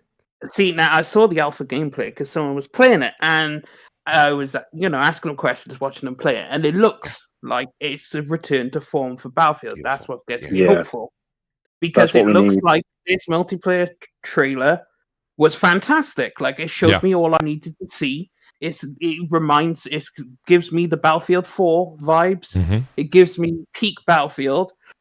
But I still have this in my back of my mind. It's there, and it's EA, and you can't trust them. I gotta say, Death Singer and B Money's probably gonna throw tomatoes at me. I will say the only thing I probably do. I'll walk that line with you, Death Singer. I would like to see, but I'll be honest with you, we're all gonna get a chance to play it next week. That's a tell right there. If you play that beta and you like it. Or demo. I don't know if they're calling it a beta or they're calling it a demo or I don't know what they're calling it. Because I think your experiences have been way worse than mine, because I play Battlefield almost at launch every time. On console, I don't remember it being so bad. The only EA game I can remember actually in recent times that was, it wasn't terrible. Like, I didn't have bugs and stuff, but the frame rate dropped every time I was near water, was the Jedi Survivor game. So what are the games? Well, I think he said 2042 is what I think he was alluding to. 2042 was unplayable. That had a rough launch. Yeah, Battlefield 4 wasn't was unplayable, but the game was not complete. Yeah, exactly. Yes. Yeah. And they clearly sold you the lie. And also, they did have like Battlefield 4 and 3. Yes, I herald them as the best Battlefield games, but at the same time, they did have their issues at launch. Like Yes, there was weird static, hostile NPCs were doing all kinds of bugs. There was the famous guns were completely broken. Who remembers the USAS 12 with frag rounds? 42 was the only one I didn't play, so I guess I missed the broken one. Like, no, it's not like have unplayable broken, but it's a lot of annoying bugs and glitches that are in the game, and it took them a while to clean it all up. Okay. But 2042 was a complete shit show. Yeah, Let's do a Mooch podcast. Let's do a Mooch podcast party up then. All of us in here. When the I'm down. I like the sound of that. Let's do it. I am so down.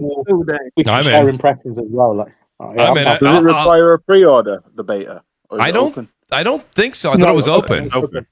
Yeah, it's open. Oh, fantastic. Which is also thing. It's just open. Which is also a big tell, right? That's a big tell if they're going to do an open one. That kind of screams confidence. Yeah.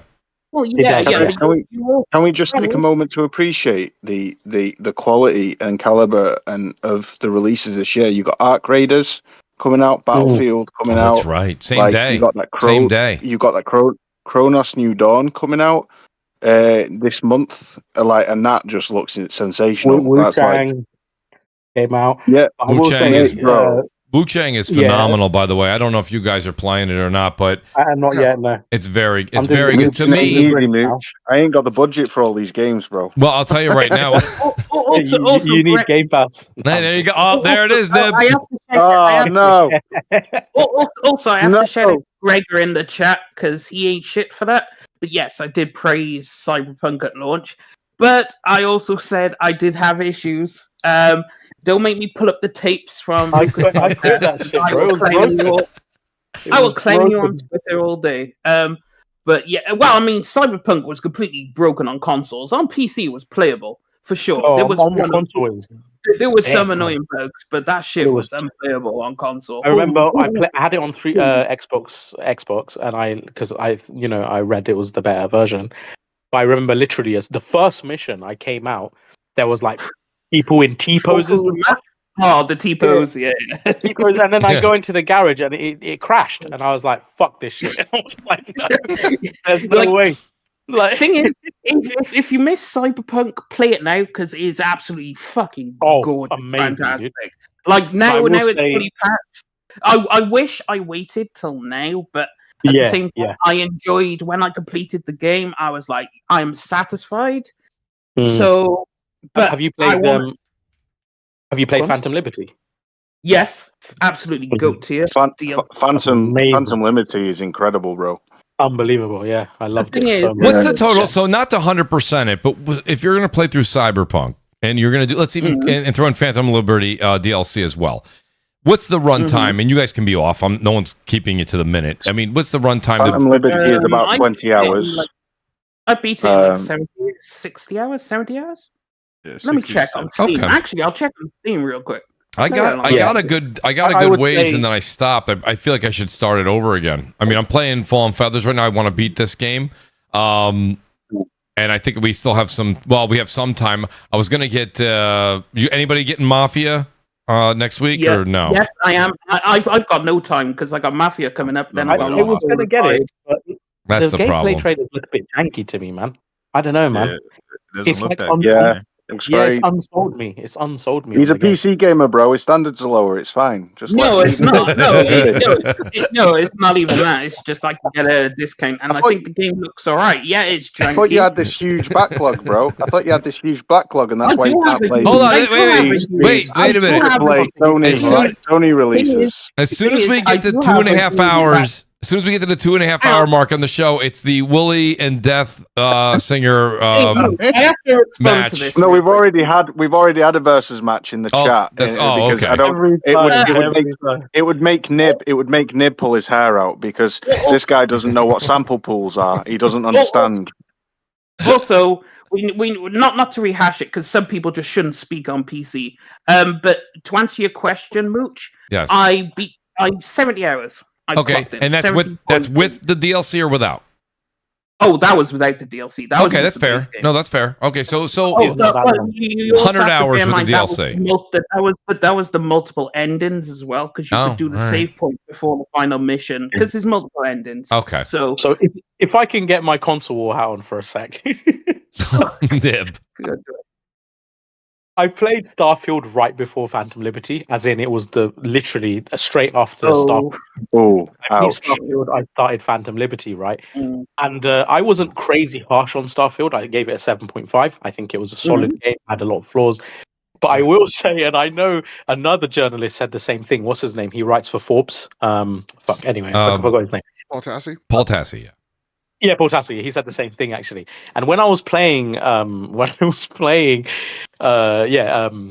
Liberty, I realized literally all the issues and complaints I had.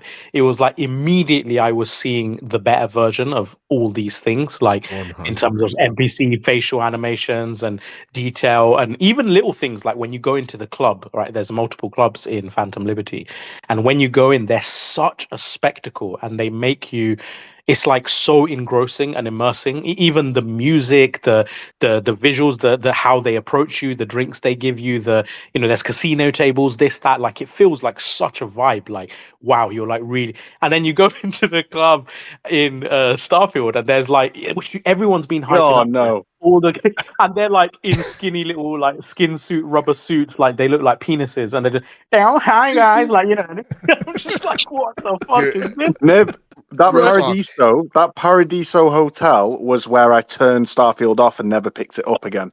I could not I was cope, just like, bro. what the fuck is this shit, bro? And there's like all the strobe lights and stuff. And I just think that kind of thing, like, even though like it does have a positive elements, don't get me wrong. Sure. I think it lacks that evolution that clearly something like, Yeah. CDPR has managed. You literally, even the boss battles and stuff, like it had, with the big spider thing in Phantom Liberty, destructible fucking environments, all the pillars and stuff all around you, everything you're using for cover is getting decimated. It has all these high-end like attacks and stuff, and I'm just like, I didn't have anything like this. yeah, but then again, Starfield- CDPR Yeah. is a higher tier developer than Bethesda, in my opinion. Yeah, But I'll argue it. but Yeah. it's like, because okay, I could give you, I absolutely adore Morrowind, I adore Oblivion, but they were great at the time, and they're not great exactly. now. That's why I Yeah, mean, yeah. the thing is, they're great at the time. Skyrim was the ultimate 360 game. But the thing is, after that, it started going a bit downhill. With CD Projekt Red, they started off a bit rough with Witcher 1, Witcher 2, but then when Witcher 3 came around, straight to the moon, baby. Yeah. So Yeah. it's like, I think they have different arcs now. That's why, yes, Elder Scrolls 6 is coming, but at the same Yeah. time, I'm looking at you, Todd, with the side eye. Because I want to give massive props to CDPR. Then I got to bounce, but like, Cyberpunk is one of those games where I picked it up at launch, and it was a giant piece of turd. All the complaints Nib had, I echo. Yeah, same Playing here. this on a PlayStation 5. Was it 5 at the time? I think so. And I was like, this game doesn't fucking work. It's gross. I'm like, I'll wait. I think for it was a PS5 update, PS4. Right. But I think the PS5 just launched, if my memory Yeah, serves. because it was, They're like- wasn't Yeah. it like December 2019, I think, is when the game launched. I'll check. But maybe it was basically- on the Pro. Whatever it was, I was like, I'm playing it on the best thing, and it still sucks. And like Johnny's like, I'm stuck where like I first meet Johnny, and then like it was a forever bug where I couldn't get out of the conversation. I was like, this game sucks. This is my first real introduction to CDPR in a big way. And then I played it with the PS5 patch, and Yes, it you're has right. become PS5. So it has become one of my favorite RPGs ever. It's one of the most well-written video games just yeah. ever to me. Like Yeah. Johnny Silverhand is top 5 character of all time. Love that game, and then it is even more so with Phantom Liberty. I'm just It's looking, so good. and shout out to Mr. Badbit for saying, just for clarification, because I'm looking at the, all the physical edition discs I have here, and the PS4, I did pick it up on, there's a PS4, you're right, it was the PS5 patch, Mr. Badbit. So I picked it up, I had the PS4 version, I believe that's what it is. It's long distance now, I'm looking over there, it looks like a PS, you guys correct me if I'm wrong, right? There is a physical edition PS4, and then the PS5 was a digital upgrade. Yes, it was like it was something. Yeah, digital Yeah. upgrade. Then they're like, here's a physical version for No, it. so it was basically at launch, the PS5 and Series X versions were just running BC. They were running so you would be running the PS4 Yes, Pro thank you. and the One X version. And the One X version. And Yep. then I think it was like a year and a half later they released the next gen patch. And even though it didn't do as much visually as I wanted, I think it had like ray trace shadows and stuff like that. But the main thing was it was polished up, frame rate, like Yes. bugs. Because I barely had any bugs in my when I replayed it after the next gen patch dropped. Considering the first time it was just a buggy mess, this time it was like almost pretty much flawless. So And I will say, Mr. Babbitt, you Yeah, should definitely play Witcher 3 with the DLC. And then here's the thing. Okay, real talk. Now, I have to say this then before I gotta go. You know where to find me, Mr. Babbitt, on all the places. He The did his Trophy own. and I like the PlayStation outro show. before the comment. Go ahead, buddy. So, real talk. I played Witcher 3 literally December of last year into January, Mhm. and it is such a remarkable game even 10 years later, where it's truly I'm not fucking around. Elden Ring and Witcher 3, they crisscross applesauce on whichever one is my favorite game of all time. Witcher 3 is phenomenal. It's And insane, bro. It's very good. See, Sam, they hold on a don't. minute. Yeah. Why did you play CDPR games so late then? So great question. So with Cyberpunk, I was very disappointed. I heard the hype of Witcher 3, and I remember trying to get into the Witcher 3 when it first launched, but that's when Bloodborne came out, the true game of the year that year. And I was like, nah, this is not it. I can't do it. I want to go back to Yarnum. And then it was because of my co-host Light's reaction to The Witcher 4, because she's a huge Witcher fan, that I'm like, all right, for her, I gotta check out this game. I want to see this. I want to bond with my friend over this IP. And So you did it for a go, is what you're saying. no. I did it for a friend. We're not gooning on this pod. I swear to God. So I was like, no, I have to. I have to do It's a great game, but I'll play it for you, love. Listen, Siri. Let me tell you something about Siri. We'll goon over Siri. Hey, yo, don't talk. Yeah, to me, man. Cirilla, Yeah. you babe. Yeah, exactly. Hey, exactly. check out some of those mods. So I was just like, That's like your listen, that's for you and your search history. your search history, and God. But Imagine we so saw Death Oh, I against- wasn't talking about mods. I forgot I'm on the panel with loads of goons here. We'd have to call the police on him. yeah, exactly. Listen. Jesus Christ! I listen. I bought the Psylocke skin. That's all I'm gonna do. That's as He's much like, "Don't as I blame can me." go. But no, That's like great. so I was playing it. I was like, oh my God, she's right. Like this is the Bloody Baron is excellent. Like when Bloody Baron had me crying, bro. Had me crying. and then it's like it's such good writing because it's like this guy is still a piece of it's like there's no. God, they're so good at it. And then just like the political nature of like how the world operates and how the city operates and how it's being infiltrated and like how they're blaming the economic pressures of like it felt like so much of today. It's like it's because of the dwarves, and it's like, oh my God, it's not because of the dwarves, it's because of the rich. So it's like it's just so much great, awesome, just writing all around. It's phenomenal. So The Witcher 3, literally one of my favorite games of all time because of a friend. Don't be weird. Don't be weird. Mr. Babbitt, I think appreciate just you, buddy. Generally, you and Death Singer are weird, bro. Like, respectfully. No, we're not. Why? No, we're not. Why? He Me goes, me why? and Mr. Babbitt have the skins, love. I mean, we have tons of skins. Let's I mean, be honest. You have a lack. You have a Somebody lack download of it to skin celebrate. on your characters. I think, in general. His skin is no skin. That's what it is. Yeah. Listen, I mean, to I'm be rocking fair- the Superman skin in Fortnite. You know. Yep, All the right. pen and ink, and also Mhm. they released a whole bunch of good cool ones. But regardless of that, I mean, you know, like the Stellar Cheeks is just a great game, and it is what it is. Well, listen, Sarah Blade. A little bit I too did have a much for me, question but- for you, gents, Yeah. actually, and especially for Wooly. Because I'm struggling right now, dude, to pick a game of the year between Expedition 33 and Death Stranding 2. I'm so conflicted. What is your game of the year, Wooly? Is this- And is Mooch? So, We got to see. oh man, I need to pick Claire Obscure back up. I did put it down, but it's obviously Death Stranding 2. But a slight controversial take is I still feel, after retrospect, after hindsight, that I loved the first game more than Death Stranding 2. Okay. My initial experience was a 10 out of 10, but it didn't sit with me the same way that the first game did. And also, the world itself feels like it was heavily compromised for in specific ways. The set pieces were far greater.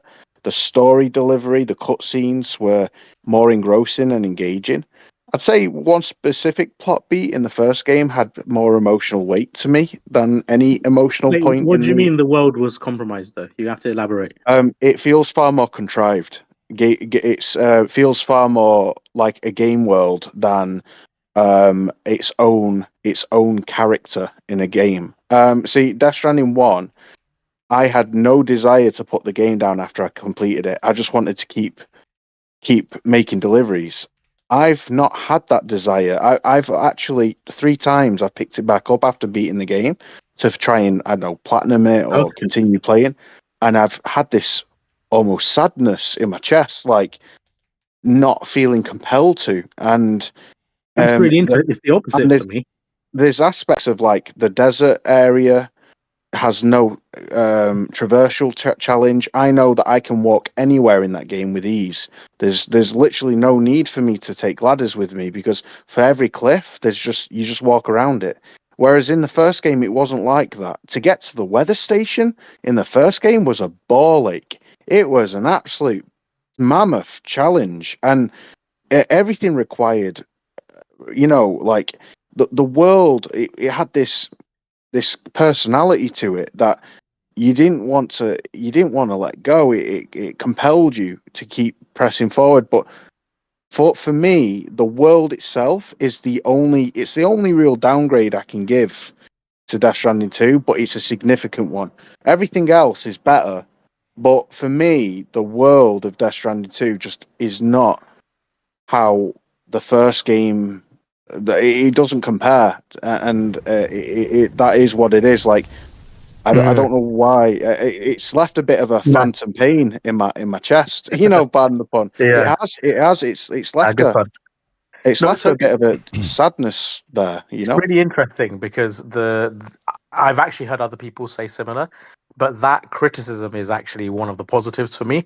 Even though I do think the game is too easy, it is one of my complaints. I'm talking mostly combat. Yeah. It's too easy. Yeah. I sometimes I found the first game too frustrating, because sometimes, like, I was like, okay, why give me a vehicle if I can't even go a few meters without the fucking terrain fucking Well, me I was up? going to say the terrain is the terrain was the greatest enemy in the first one. Yeah. Yeah, and I was just like, okay, so these things, you've given me these options, but they don't have much utility, because the terrain is so fucking tragic. But the thing is, Nib, in just to counter that, is that what utility they do have is specific and valuable for that specific purpose, which makes them feel more valuable. Whereas for me, everything doesn't really have a value in the second game. Like, I can just drive the truck to the top of a freaking mountain over a jagged cliff face. Like, my truck will drive over it, and it's like, I have no need. I had no desire to use zip lines. I barely, I had no desire to, like, I had no need to create them. They would, oh mate. Like, the reason being, Willie, I think that, and this, I'm simplifying it because I think you can get much deeper into it, is because the terrain was so much more scalable and easier to get through. I remember when I got the zip line in the first one, I was like, yes, I don't have to go over that shit again, right? But like in this one, I'm like, oh no, I'll just take a vehicle, I'm good. You know what I mean? Yeah, like, exactly. That's the point. And what's the point of the world was, you were the world was its own character with and it was its own obstacle. Whereas in this game, the world isn't an obstacle. So what are you doing? You're literally just traveling like in every other game. Yeah. And so then is the traveling compelling enough? And it's like, well, Initially, yes, but when you realize that a lot of the things that were rewarded to you for making that arduous journey, if the initial journey isn't arduous anymore, then where's the reward factor in that? So what compelled me in the second game is the incredible story and the incredible set piece moments. That they are some of the most breathtaking, mind blowing things. You fight this like almost like a Cthulhu, Stranger Things style beast on a bridge, and it's just beyond epic. And then you're on this beach and you're fighting all these incredible set piece moments, and it's just like wow. And I don't want to go into too much spoiler territory. It was just incredible, but at the same time, like the world itself, a huge downgrade for me. It's a really interesting thing because for me, the reason I found that actually more compelling was because, and again, like I think both design concentrations are good. Like there's going to be people who prefer one or the other. So you like the fact that you had to use a specific type of thing for a specific type of terrain. But then me, I like the flexibility that DS2 gave, because it's like, do you know what you've done? Because you can do things sometimes in different orders, right? Like you unlock things in different orders. You might 2-star one thing one time, 3-star another one. So the cadence at which you're getting different equipment is going to be different from every player. But I love the fact that because of the way the world designed, I had the flexibility to experiment with whatever I want at any time. You can still do that with the first game though, but but things are handed to you a lot quicker in the second game. Like, well, let me tell you, Nib, when I got my stabilizers level 3 in the first game and I jumped off that mountain for the first time, it was a feeling like I can't describe. I even posted a YouTube video of it, a short. Yeah. But people are only experiencing that feeling in the second game for the first time because they never got those stabilizers level 3 in the first game, and they didn't because they didn't even know they existed. Like the first game was it felt like a treasure trove, but it was hidden under rubble, and you had to work hard to get it. And for me, that was just a priceless part of the experience. Whereas this game, it doesn't feel like that exists, and it's left a hollow. It has left a hollow sadness and slight disappointment in my chest. But that doesn't take away from the incredible parts of what makes the game a 10 out of 10. It just, in direct comparison to the prequel, in direct comparison to the first game, my heart's with the first game more, mate. Like I still prefer it for me. But it's interesting you say that, because I found out I haven't played the director's cut. I only played the original literally when it launched, right? It was like 2019, I think. But for example, the is it the stabilizer the level 3 stabilizer that you can jump off stuff, right? Yeah, that's the one. And then there's a few things in this game and that are in the director's cut that they don't exist in the original Death Stranding. So I've never experienced these things. So for me, it was like the first time. I actually thought they were introduced in Death Stranding 2, but then I found out they're introduced in the director's cut. So for me, I had that experience. I had the oh shit, like I literally jumped off the top of a mountain in this thing. And I remember, the kind of things you're describing, weirdly, I had that many times, like with the skateboard, with certain weapons, I had it with the truck thing when I got spiky tires, because there was one, I think he's called the aeronautical engineer. He's on like the top of the mountain. You can't drive up there. It doesn't let you. It's like you just slide fucking back down. So you have to kind of trek up there. But I remember when I got spikes on my truck, I was like, and to get up to him, I had to shoot myself up with a cannon, right? And then shoot myself back down. But then when I got the spikes on the truck, I was like so elated. I was like, yes, I can fucking drive up this shit now. So I still personally had those experiences with it. And even little things like, yes, you can take a truck up a mountain, but it's often a pain in the ass, especially like, you have to bunny hop and jump around and stuff, and like to make it work. Sometimes it's easier just driving a truck across flat terrain was a pain in the ass in the first game. Yes, it Not was. gonna lie. Which is what frustrated me. Yes, it was. But let me tell you, like a few things. Like with the first game,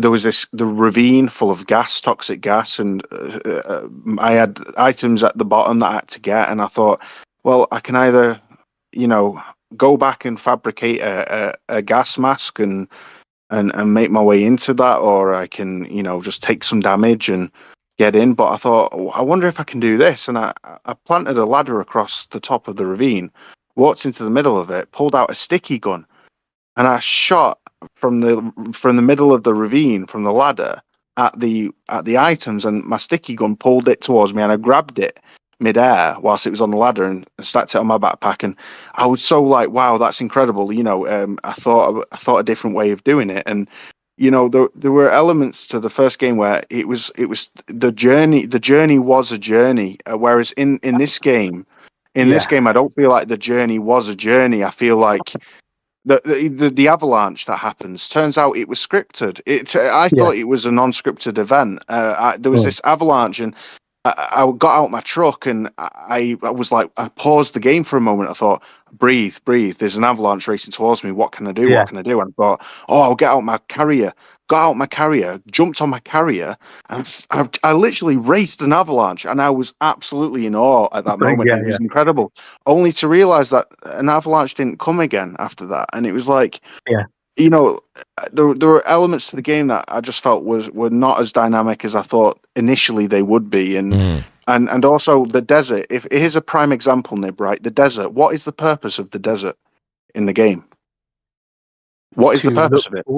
To have a different vibe. Yeah, you see that's missing the entire point, because the whole world in the first game looks cool, but it also was a beast. It was it compelled you. The desert, bro, it's just pointless. There's no challenge to walking across it, so there's no point to. There's no fun in driving across it, because you're not doing anything. There's no challenge there. So it's like, why did Kojima make the desert? But where's the obstacle? Where's the challenge? So for me, it's things like that really. The floodwaters, you can just walk across them. Hold your L2 and R2 trigger, you can wade across them if you've got enough energy. Yeah, I thought that too. So when you say the desert area, you're talking about where the musician is in that area, correct? Where the motherhood is, motherhood, and the mechanic is. The mechanic, okay. Yeah. So so that's a really interesting thing, because for me, like that, I had such a sense of liberating freedom when I went to the desert, because before that, Hartman's lab is nearby, and there's mountain, and fucking the data scientist is something. There's all these rocks and trees in the way and stuff. So whenever like I had to deliver something to the desert, it was like being on a fucking highway with my rooftop down and my hair blowing in the wind. That's what it kind of felt like. I was like, freedom! Like I can just fucking jump on these sand dunes. And do you know what, like, bro? You got that feeling in the first game when you built a road. You don't get that feeling when you build a road in this game, because every freaking part of the world of the map is a road. Like there's no point in building roads in this game. So that's what I mean. That feeling of liberation that you got from the desert initially, you didn't feel it again afterwards, did you? Yeah. I don't know. I still had that with the roads. And then the other thing I was going to say, every time I got it with the roads, every road I built, I got it. I got that feeling in the first game. Let me do this, guys. Nib, get your last thoughts, and I wanted to go to Death Singer and get a little bit on the Nintendo Direct here before we get, because if you want to finish your statement, please do. Okay, so I'll just say the other thing. You were saying about how like you had the kind of emergent gameplay. I still had that, so I'll give you an example. Right, I remember like there's these kind of like mushroom-looking pillars, like really long, probably like 3 stories high. And I remember thinking, okay, I can. There's the packages I need on top of it. I can use ladders. I remember them. Yeah, and then I was like, but if I use ladders, there's too many. Like, how much? So then I did a mission. Yeah, so then I did a mission to unlock the the better exoskeleton like legs that let you jump high. And then I basically I basically platformed it like Mario. I was like jumping across these fucking mushroom platforms. And then I remember like I jumped to one, but it was weird. On the last one, it was like 2 I think it was too low to jump back onto the top one, and it was still too high for me to jump down to the floor below. So I was kind of fucked. I was like, okay, it's great. You know, my thing it worked. I was able to jump about like Mario, but now I'm stuck. But then, like, basically, some person had left a double ladder along the side of it, and I was like, "You fucking legend! You saved my ass." And that whole thing, I remember everything. I put a tweet about it. Like those maybe 4 to 6 hours of gaming, everything that was happening was kind of like blending really well. Like even like finding the items. Then basically, when I came down the ladder, I ended up in a fucking straightaway in an enemy camp, right, in a mule camp. So I'm like, you know, taking them on and everything. I threw Dolman in the air. He's like my eyes, you know, spotting everyone and stuff. That was cool. So I took them all out, and then, you know, I saw like a flicker in the middle, like a kind of weird. Yeah. So then I go to it, and it was the post box that was camouflaged by a rock. So then I go into the post box, and it's got bare materials in it. I'm like, oh snap! It's like absolutely stacked with materials. And then I realized there's a mine nearby that I need to, as part of actually a story mission, I need to somebody place them there for you. Yeah, so I put my things on my floater carrier, and I go to the mine. I make the mine, and there's like a road nearby. At this point, I didn't have that many materials, so every material was like really sought after. And then I realized the mine makes the exact material that I was short on for the road. So then I make the road, and the road goes all the way back to the fort where I came from, which, you know, to get through the lone commander, to get through all of that shit at that time was still a bit of a struggle. It took time. There's BTs in the area and stuff. And then this road just takes me all the way there. And I remember thinking like, oh, that was fucking awesome. Like one after the other. There was just such a good combination of... So luckily I still had that. I have one last comment, Mooch, and then I promise I'll shut up. Is that all right? Mooch? No, I hear you, but I was gonna. Yeah. If I interrupt, 60 seconds, Wooly. I got to get to this Nintendo 60 stuff. 60 seconds, please. All right. So 60 seconds, I promise. So just back to its credit, you know, things like that happened for me as well. Like there was this truck that somebody left with 2 turrets on it, and I was in the middle of that. You know, when flame is coming down from the sky and you're surrounded by loads of robots. Yeah. I was I was completely outnumbered. I was on my last blood pack. I was losing loads of blood, and I was like, "What do I do?" And there's this truck that somebody left there. I was like, "You absolute legend! I love you." So there are moments like that to its credit. That's true. Forgot my other point. For goodness sake, never mind. That's my fault. Yeah, if I could summarize my thoughts, basically what I'm trying to say is the game is 10 out of 10 in many ways, greater than the first. But then it's a far lesser experience in other ways compared to the first for me as well, and that trade-off it's just too much, slightly too skewed in favor of the first game for me, and that's how I would summarize my thoughts. Yeah, and that's interesting because I know you. Go ahead, Nib. Final sentence for people who are still playing, which is getting annoyed, is don't forget, because I just realized after beating it that a lot of people didn't realize this, but you can catch all the big BTs in the game and use them like Pokemon.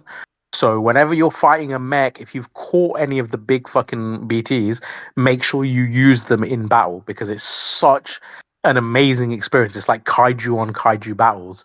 When your own BTs are fighting other massive ones, it's awesome.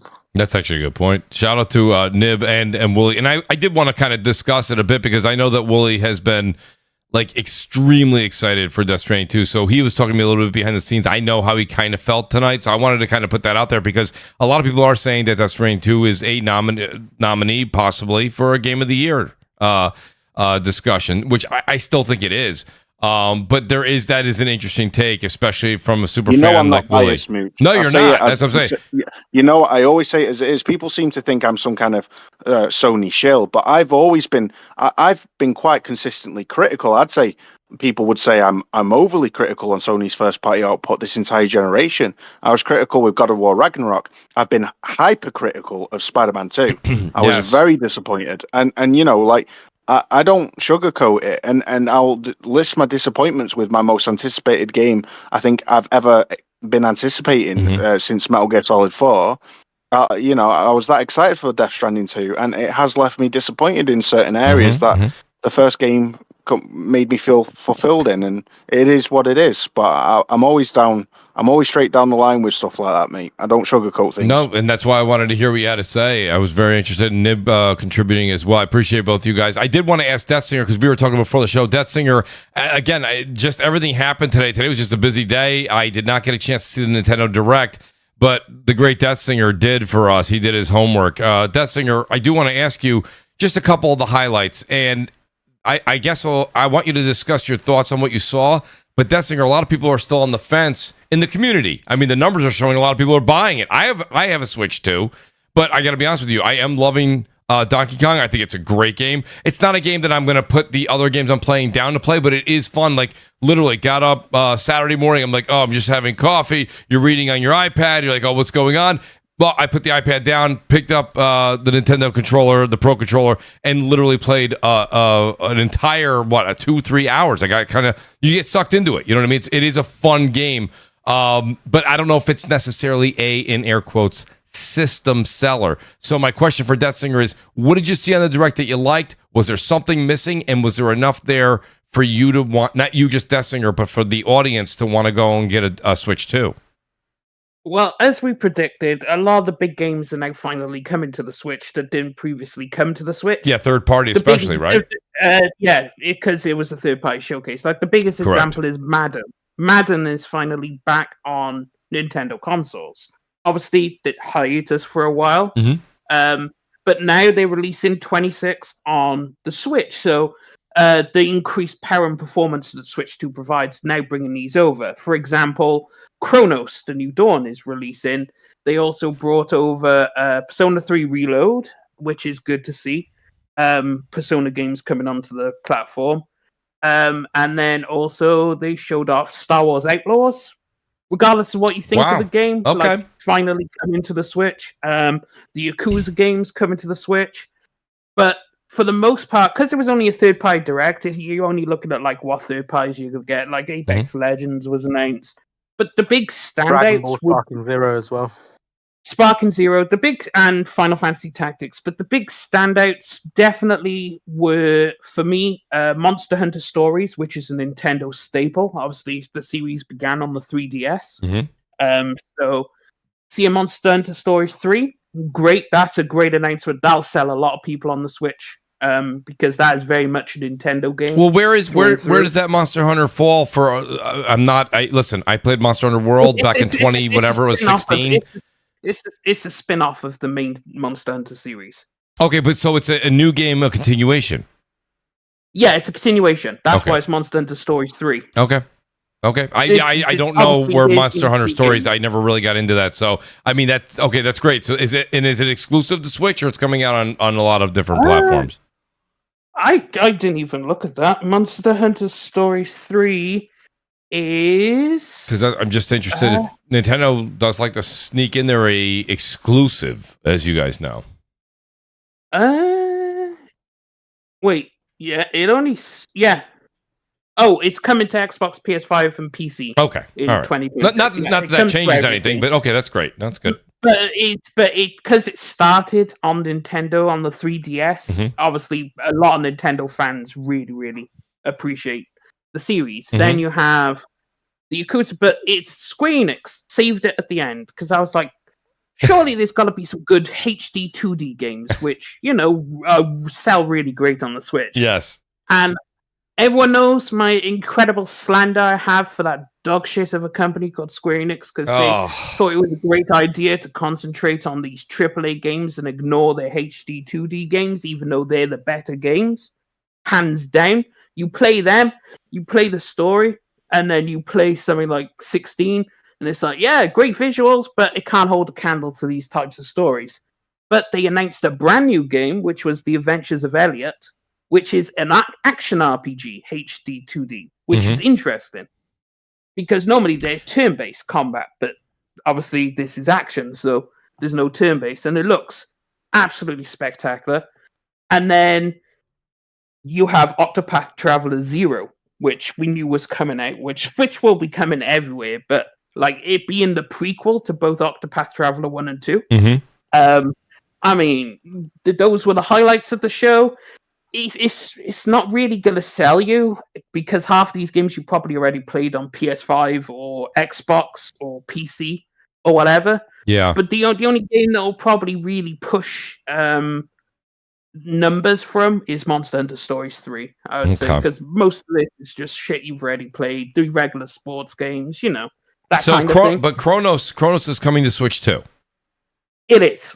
And that was a surprise to me. That's a surprise. I've known that all day, and it's still a surprise. I don't... If you look at Chronos, and then you look at the Switch 2, and you're like, okay. The new Borderlands as well. Borderlands 4 is coming, yes.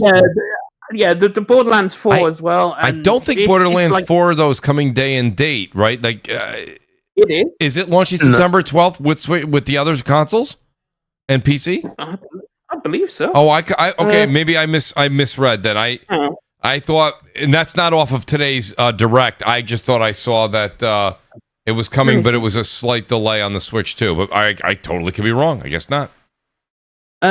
Because they had a release date trailer for Borderlands 4 on the Switch 2, and what did it say? What's the date on it? Let me see. The ad. Come on, show me the date. Stupid trailer. October 3rd. October 3rd, yeah. So it's a slight delay. Yeah. Okay, so it's a slight delay. It's a slight. Listen, I'm not making a thing of it. I'm just saying. I'm going to. This is ridiculous. You guys are all going to hate me for. I'm going to no life Borderlands 4, dude. I am so excited. I hope the reason I'm so excited for it is I played 1 and 2, 3. I got a good all the way through, and I put as Wooly I think said with a different game. I just put the controller down, and I didn't go back to it. And I even, actually, that's not true. I did go back and try to play it on PC. I think I was telling Slow-Mo Backslap, shout out to Slow-Mo, about it. And he was like, yeah, I'm picking it up too. And we were gonna jam out and play through it. We never really kind of got a chance to link up. We're definitely planning to link up for this one. But like, I think they got the writing down. I think they've gotten the guns down. I think they got the loot system better. I think this is just going to be an overall better game. They're bragging about it. They're showing almost too much of the game at this point. That kind of bothers me. But it's Borderlands, so it's like if you don't know what you're getting, then my question is, where have you been for the past 20 years? I know that it's funny, Willie, because like I would never sell you or Nib or Death Singer on it, but it was just funny because I am looking forward to it. Oh, I didn't know if you guys were fans or not. Like, I literally picked up the first one, and it was one of those games back in the day, okay? And I wasn't, you didn't do your research, this and that. I just saw the game. A buddy of mine was like, yo, I'm going to pick up that new game, Borderlands. And I'm like, what the hell is Borderlands? And picked it up, played it through, and literally had just a field day with it, man. I didn't put it down. I played the shit out of Borderlands. And every time it comes out, it's refreshing. I love the writing. Like I say, I love the team at Gearbox. I know a lot of people don't like Randy, but Randy's Randy, whatever. I like the game. I like the hard work that the team puts into it. It is going to be a fun game. You know who Randy reminds me of? That bad guy out of, is it Home Alone? Like yes. No. Flubber, the bad guy out of Flubber. No, not Flubber. The film Flubber. Yes, with the deep voice. He reminds me of the father in Beetlejuice. Yeah, like he's just is that the same guy, bro. Yeah, I don't know. That you're talking about? Keeps getting hit by a. Oh, am I thinking? Is it Home Alone? Is it the second? I don't think it's Home Alone. No, what is it? You know who I mean, though, don't you? Well, he's got like quite a deep voice, and he gets hit on the head with a bowling ball countless times. Oh no, I don't. You think he looks like Joe Pesci? Joe Pesci. I don't think he looks like Joe Pesci. No, I think he looks like the principal in Ferris Bueller's Day Off. That's funny. Hey, Mooch. Yes. One thing I do have to say though, Borderlands 2 is the best Borderlands games ever, and I do that because of the DLC. Because not Joe Pesci, and mainly because Captain Scarlet and her pirate's booty was a great campaign. Yes. Then you have the goat, which is Tiny Tina's Assault on Dragon Keep. Yes. Like if you haven't played Borderlands, just boot up Borderlands and just play that DLC. Just play that DLC. Yes, I agree. Tiny Tina's Assault on Dragon Keep is fucking goated. Okay, so I got I got so much shit. I can't remember which podcast I was on when I was like, oh, they're like, oh, Mooch, what game are you getting? I'm like, oh, there's a bunch of games coming out at the same time. And I go, I'm getting Tiny Tina's Wonderland. They were like, you got to be kidding me. Dude, it was it was actually a really fun game to play. A lot of people were down on it for the name, but I'm like, if you know who Tiny Tina is in the Borderlands universe, it was actually really good. And the way that they kind of made it like you were on a board game, it was just, I don't know. I thought it was really unique. It definitely was a step out of the usual Borderlands. It wasn't in line with the other three, but that's what I kind of liked about it. Ted Levine is who I was thinking of. Ted Levine. Let me see who that is. I have to look at who Ted Levine is. For some reason. Once you do that, Mooch. Yes, please. The thing, Tiny Tina's, because her personality, like when she screams out, burn all the babies. Yes. In that one quest you do for her, and then badonkadonks. Yes. Rage, and then the thing is, you start off and you have a tea party, and she's having a tea party, and she's having a tea party with all her stuffed dolls. You're like, what the fuck is this? What is you're like, what is happening? Every other character was goofy or this and that, and then Tina just kind of throws a curveball at you. By the way, I want to say that I think if Randy was ever listening, he would rather be compared to Ted Levine than the principal from Ferris Bueller's Day Off. But Ted Levine played a really eccentric guy in Flubber. He kept getting hit on the head with a bowling ball. I will say, I don't think he looks like Ted Levine. I think in Flubber, his personality reminds me of him. I don't know what it is. In that film specifically, you know, with Robin Williams, that little green goo ball. I know what it is. I'm looking up the name real quick here.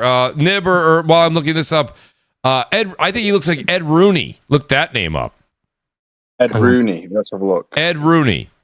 That's who I think he looks like. What do I know? You know, it's going to sound bad, right? But even as someone who's going to buy the Switch 2, I was disappointed by the Nintendo Direct for reasons that people will think I'm crazy. And I get it. I'm in a different position like to other people because I'm a multi-platform gamer. But I just felt disappointed seeing these multi-platform games on Switch 2 because I'm like, the lowest common denominator that developers are designing for just keeps getting lower. And I'm someone who wants the boundaries to be pushed to have more state-of-the-art physics, design, graphics, all the rest of it. And I know they can scale, but like now that these publishers are going to have to take into the Switch 2 into consideration as well, and even lower common denominator with even weaker hardware, CPU, etc. I'm just like, come on, man, we need a break. We need more games. I'm not gonna lie to you. And listen, that debate that's been going on this entire generation with the Xbox Series S and what's going on, and now you can carry it into the Switch 2. Listen, I'm not gonna get into that discussion because that could go into a 4-hour podcast. But Nib, I will say, when they were like, "Hey, Borderlands 4 is coming to Switch 2," I was like, all right. I mean, I was happy for the Switch people, but I was like, I mean, yes, of course they're gonna dumb some of the graphics down, or the frames won't be the same, but it also the world may be impacted. And, I don't know, like now because we were talking about Battlefield, right? Right. I have no idea what platforms that's going to be on, but when I look at it, I think Battlefield 6 is next gen. Pardon me, we have started using it's current gen and PC only. Yeah, and it's not on Switch 2. It is not. Now it's not. I don't think it's on Switch 2. It's not. No, they actually put out a tweet saying that it won't be. That's right. It won't be. That's right. Yes. Yeah, and again, I obviously I didn't know when I watched it, but it feels like that when you look at it, because it looks like, because think about it, right? If you have like high-end damage and physics, and the CPU is processing a lot of that, like obviously this is very demanding stuff because it has to remember where everything is falling and dropping, and you can even use it as terrain, right? Even in the multiplayer gameplay, you blow up a building, and if the rubble falls in a certain way, you can literally traverse it into a building, which is some awesome shit. By the way, like that's the kind of stuff we want in games, right?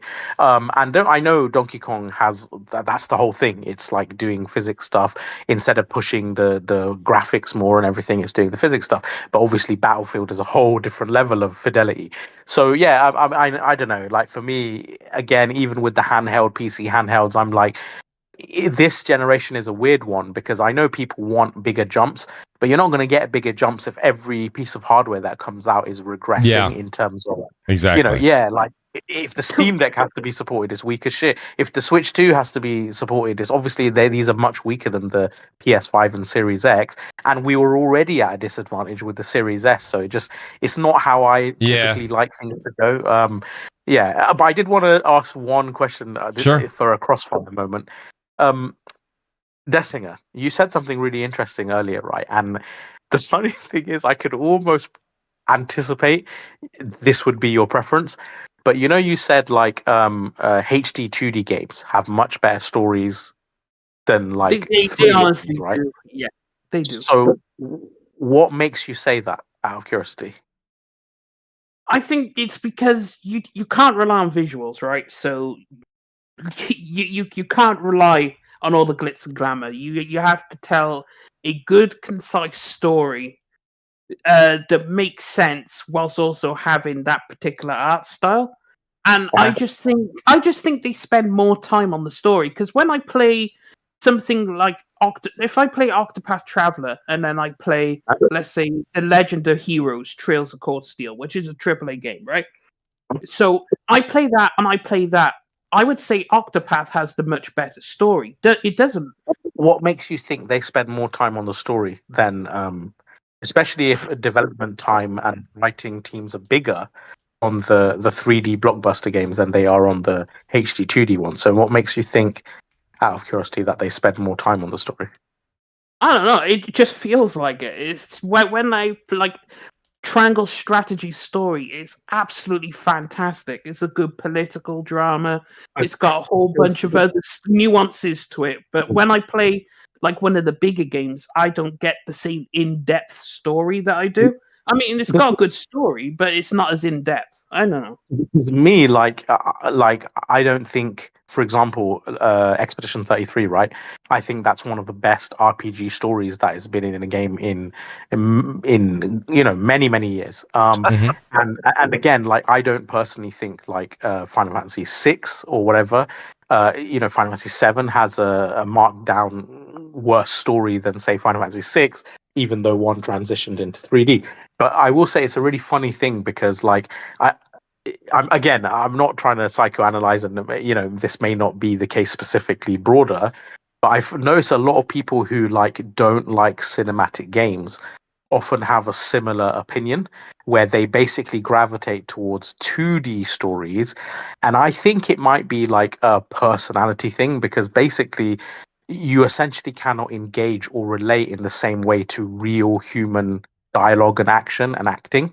And it's if you can add your own suspension of disbelief and your own between the lines characterization, then for you that story is better. Because the thing with 2D games and reading stories is a lot of the story and character is essentially self-created. You essentially are imposing your own version of characters, how they behave, how they act, how they, the nuances of character with your imagination.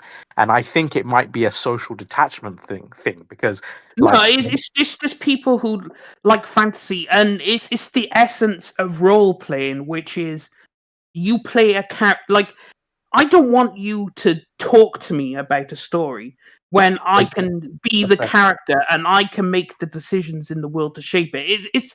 I liken it to D&D, right? Now, if you fundamentally RPGs are just D&D, right? That is essentially it. And so if you go off of that, then that's interesting. I prefer a fantasy world. This is the video. This is the video game version. This is the video game. What Nick was saying. It's like the video game conversation of like reading a book versus watching the movie. I mean, it's But that's the thing. I prefer like the whole fantasy genre being like Lord of the Rings, being in that world, and you could do stuff that like sure.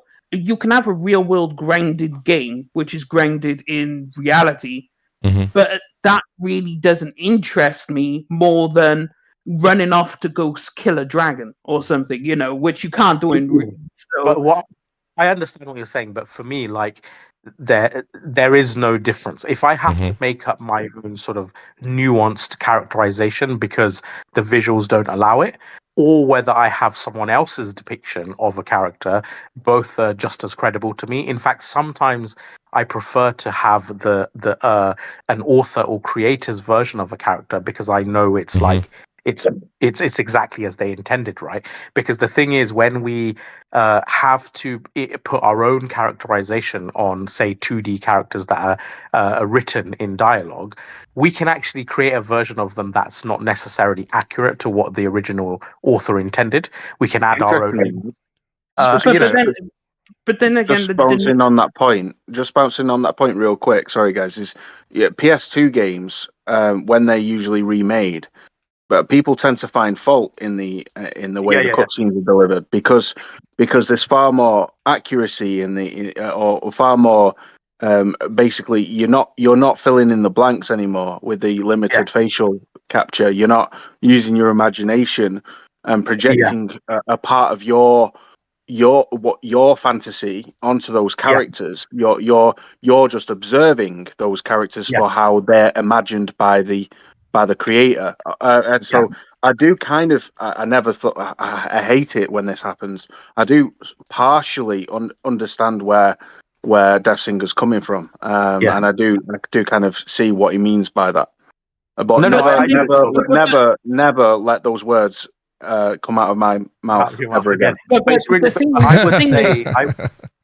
think what I would say to you, Death Singer, is it's not that they have better stories or that more time is spent on the stories. I actually imagine, in terms of the number of writers and the amount of time spent on the story, is probably much greater on the 3D blockbuster games than it is the 2D ones.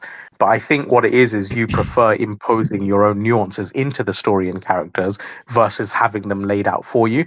Because I think, like, Final Fantasy 16 story, it fumbles a bit towards the end, but a lot of aspects of it are fantastic, and I don't think they're really any different from most other RPGs I played. And so it's a really interesting, fascinating hearing you talk about it. They are different in the way, like, if 16 story versus, like, let's say, Triangle Strategy story. Triangle Strategy has so much more nuance and depth to it. Like, it goes beyond.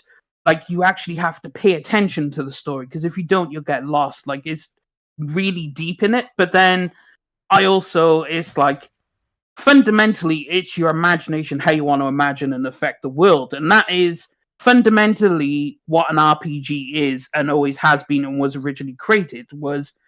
This is your world. Like, single player narrative driven games are supposed to be that. You're not supposed to put your own will on them. But RPGs, that's where you can let your imagination go. And that's what you should be able to do. Because if you look at, like, all the super successful RPGs, like, a lot of them have that thing in common. Like Skyrim, super, super successful. You do whatever the fuck you want in this sandbox. And so I appreciate more stuff like that. Because, I like a good story. Like, let's say what's a good one? Witcher 3, right? Yeah. You're playing as Geralt, and you are going on, you're trying to find Ciri, etc., etc. That's one of the greatest stories and games ever. And I appreciate that style of RPG. But also, I do like a Baldur's Gate, where it's do whatever you want. Here's your character, here's your world. You affect it as you please. You choose to kill this.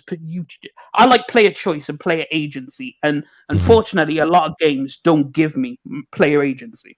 I just wish you paid. You mentioned about you have to pay more attention, right, with written stories and that, and you're absolutely spot on. You do. I just wish you paid more attention to my comments in our back and forth before and actually understood what I was saying. But Wooly, I don't agree with that. I don't agree with that because, for example, let's just take two games, like with Expedition 33 and even The Last of Us 2. You can't miss a trick. Do you know how many debates I've had with haters of Last of Us 2 who sometimes it must feel maddening to be Neil Druckmann, right? Because people pretend they're intelligent on the internet, right, with story perception. But you realize that they're actually dumb as fuck, bro. Like, they can't even pick up the subtlest of nuances. And it's like, unless people hammer a story point home, like, this is what is happening right now with this character, they just don't get it. Like, they'll say things like, oh, Ellie had a child and a lovely home and family, so why did she go off and chase Abby again? It's like, motherfucker, did Do you you miss not understand what PTSD is? Like, do you not understand what loss and trauma is? Yes, when she says, okay, it's only one line, but when she says, like, I can't sleep, I can't eat, what do you think? She's having a holiday. Like, obviously, she's struggling deeply. And even in her little notebook that you carry around with the whole game, if you look in the pictures, the drawings she does of Joel, she's scratching out his eyes and his mouth because she literally cannot even look at his face anymore because of the PTSD suffering. So it's Bro, these that's kind of hard. people. That's what I'm saying. So it's like people, and even with Expedition 33, there's so many things I've realized talking to people, they missed micro nuances of the story. So I personally don't actually think that That's a good point. written.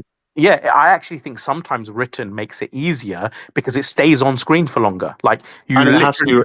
it has to explain things to you. Like, you know, yeah. Exactly. Rather than If there's just like subtitles or something on the screen, it lingers for a second, right? You have a moment to absorb it. Whereas sometimes I turn all my subtitles off. Sometimes a single word or a single phrase, a line or something, can have such big implications. Even something small, right? Like as a joking thing, as a comedic thing. People were like perving on Mael, right? And it's like, oh, I didn't know she's a fucking teenager. But it's like, bro, in the very first hour of the game, she says something like, "Oh, old man picking on a teenager. Of course you can beat me." But it's like if you paid attention, I know it's just one word, but she actually tells you that she's a teenager. So you straight away. think sometimes it's better to, and it's funny because I've been thinking about this for a long time. For the last, I can't tell you how many years, I've always kept subtitles on, and I mainly do it because I used to stream a lot more before, and I want to get back into it again. But you stream, you should have the subtitles on for your audience. I've always left that on. So I've wanted to take subtitles off lately. I've been thinking about doing that more because you're instead of listening and enjoying the character, and especially Expedition 33, great example with that. You're reading a lot more, which I'm not saying it's bad, right? I'd rather. So, like for me, even in cinema, right, I try to, because I'm a big cinephile, and it's like we don't realize, but sometimes even in games, every single sort of frame is so carefully curated, right? Yeah, it's intentional. Where the lighting is, what is behind them, how they're saying, the nuance of their facial expressions, right? And this is why I do love live games as well, because like, and it's going back to even Phantom Liberty, right? There's a scene in that game where a police officer approaches you and he like takes off his hat, he kneels on the car. Animation work is unbelievable, and there's a moment where you and the character, and you're hiding a character in your like, she's hiding down below in the sea. You're trying to gauge, is this police officer going to stop you or whatever, and before any character even says anything, the facial expressions give it away that he's not a real cop, and he smiles and he jokes and he comes over, and it's like there's such a tension in that, but without these characters saying much, their facial expressions gave it away. And other times in games where they say just a few lines, but because I'm reading, I miss the overarching kind of visual and immersive scene, right? Because everything's been put into the aesthetic of it, and how it's been positioned, placed, the cinematography, and I feel like subtitles detract from that, because your eye is moving to one region of the screen instead of kind of taking the whole scene, if that makes sense.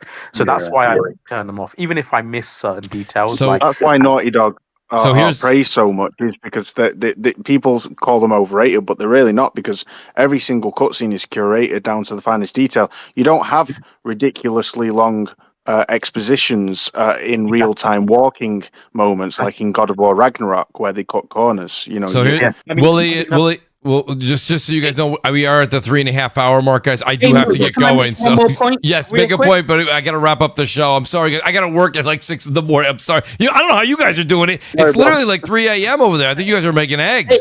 Go ahead. It's 3:40. 3:40 in the morning. The thing is, with triangle, as an example of triangle strategy, which is the example I like to use. Yes. Because it's like you completely shape, because you have the three nations, right? And then you learn their interests, and then your decisions, and then you have your convictions, which tells the morality and liberty, right?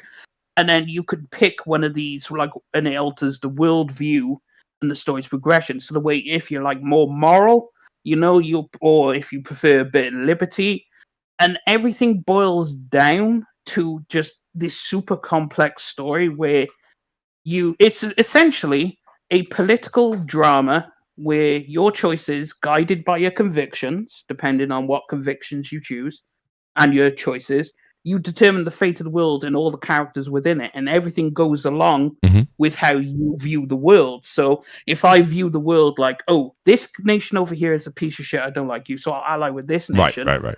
Because I like you in particular, but then you may also feel a different way because these people like to enslave people, and you're like, oh, I'm not really keen on slavery, but these people over here love to mass murder.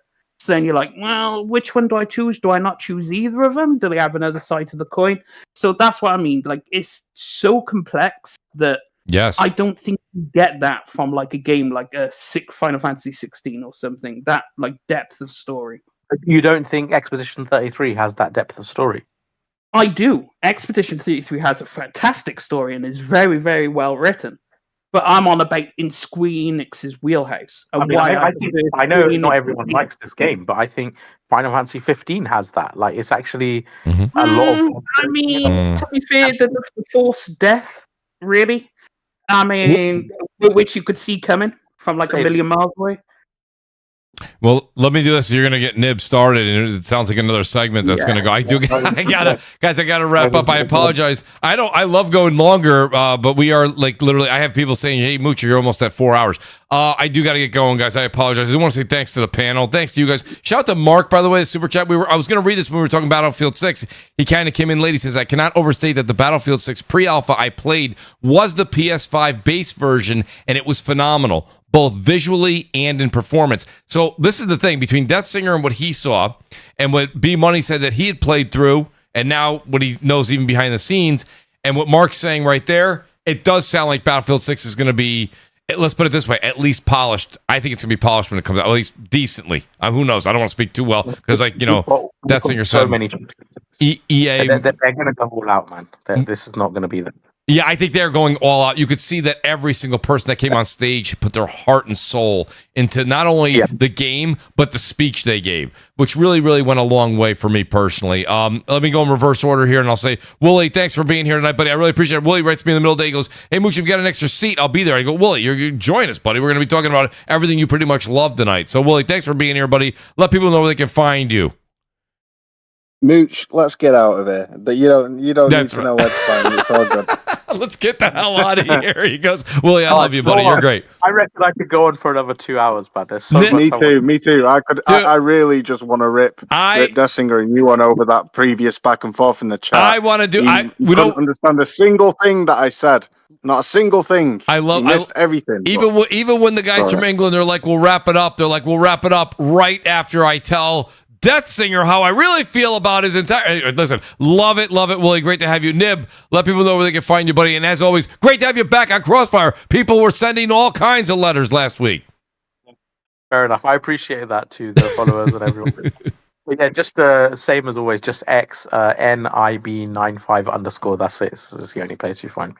Thank you, Nib. I appreciate it, buddy. And the great Death Singer. Death Singer, as always, the audience just continues to pour their love on you, buddy. Death Singer, great to have you here, as always. Thank you for your contributions as well tonight. Let people know where they can find you. And I can't wait to your heated X tweet tomorrow. It's fine. I'll just say more about PC because, you know, understanding the nuance of PC is you have to live the community in order to understand it. But also, there's more nuance. There's more nuance in a nut, bro. Also, to Nib's point, shout out to Lunafre's death being unimpactful as hell in Final Fantasy 15, but that's a completely different story. See you all later. Thank you, buddy. I appreciate it. Shout out to a bunch of people, too. I had some great conversations. Shout out to Blessed Red. Appreciate it. Fahim, I appreciate you being here. Mary Wilcox. Eric, the producer, was here all the way to the end. Sotnist, I see you out there, buddy. Some great people. Jerome was here. Great to see Jerome. You guys are all fantastic. Please, guys, still a bunch of you here. Hit the like button before you go out. Do Mooch a favor. And then we'll see you guys. I think we're going to do Wednesday night next week, guys, because Thursday I do have an event I can't miss. So I'll put a lot of advertisements out. But remember, we'll do 7 o'clock Wednesday night next week. We'll see you guys then. We'll see you online. Say hello if you see me. We'll talk to you guys later. Peace out. Enjoy the weekend.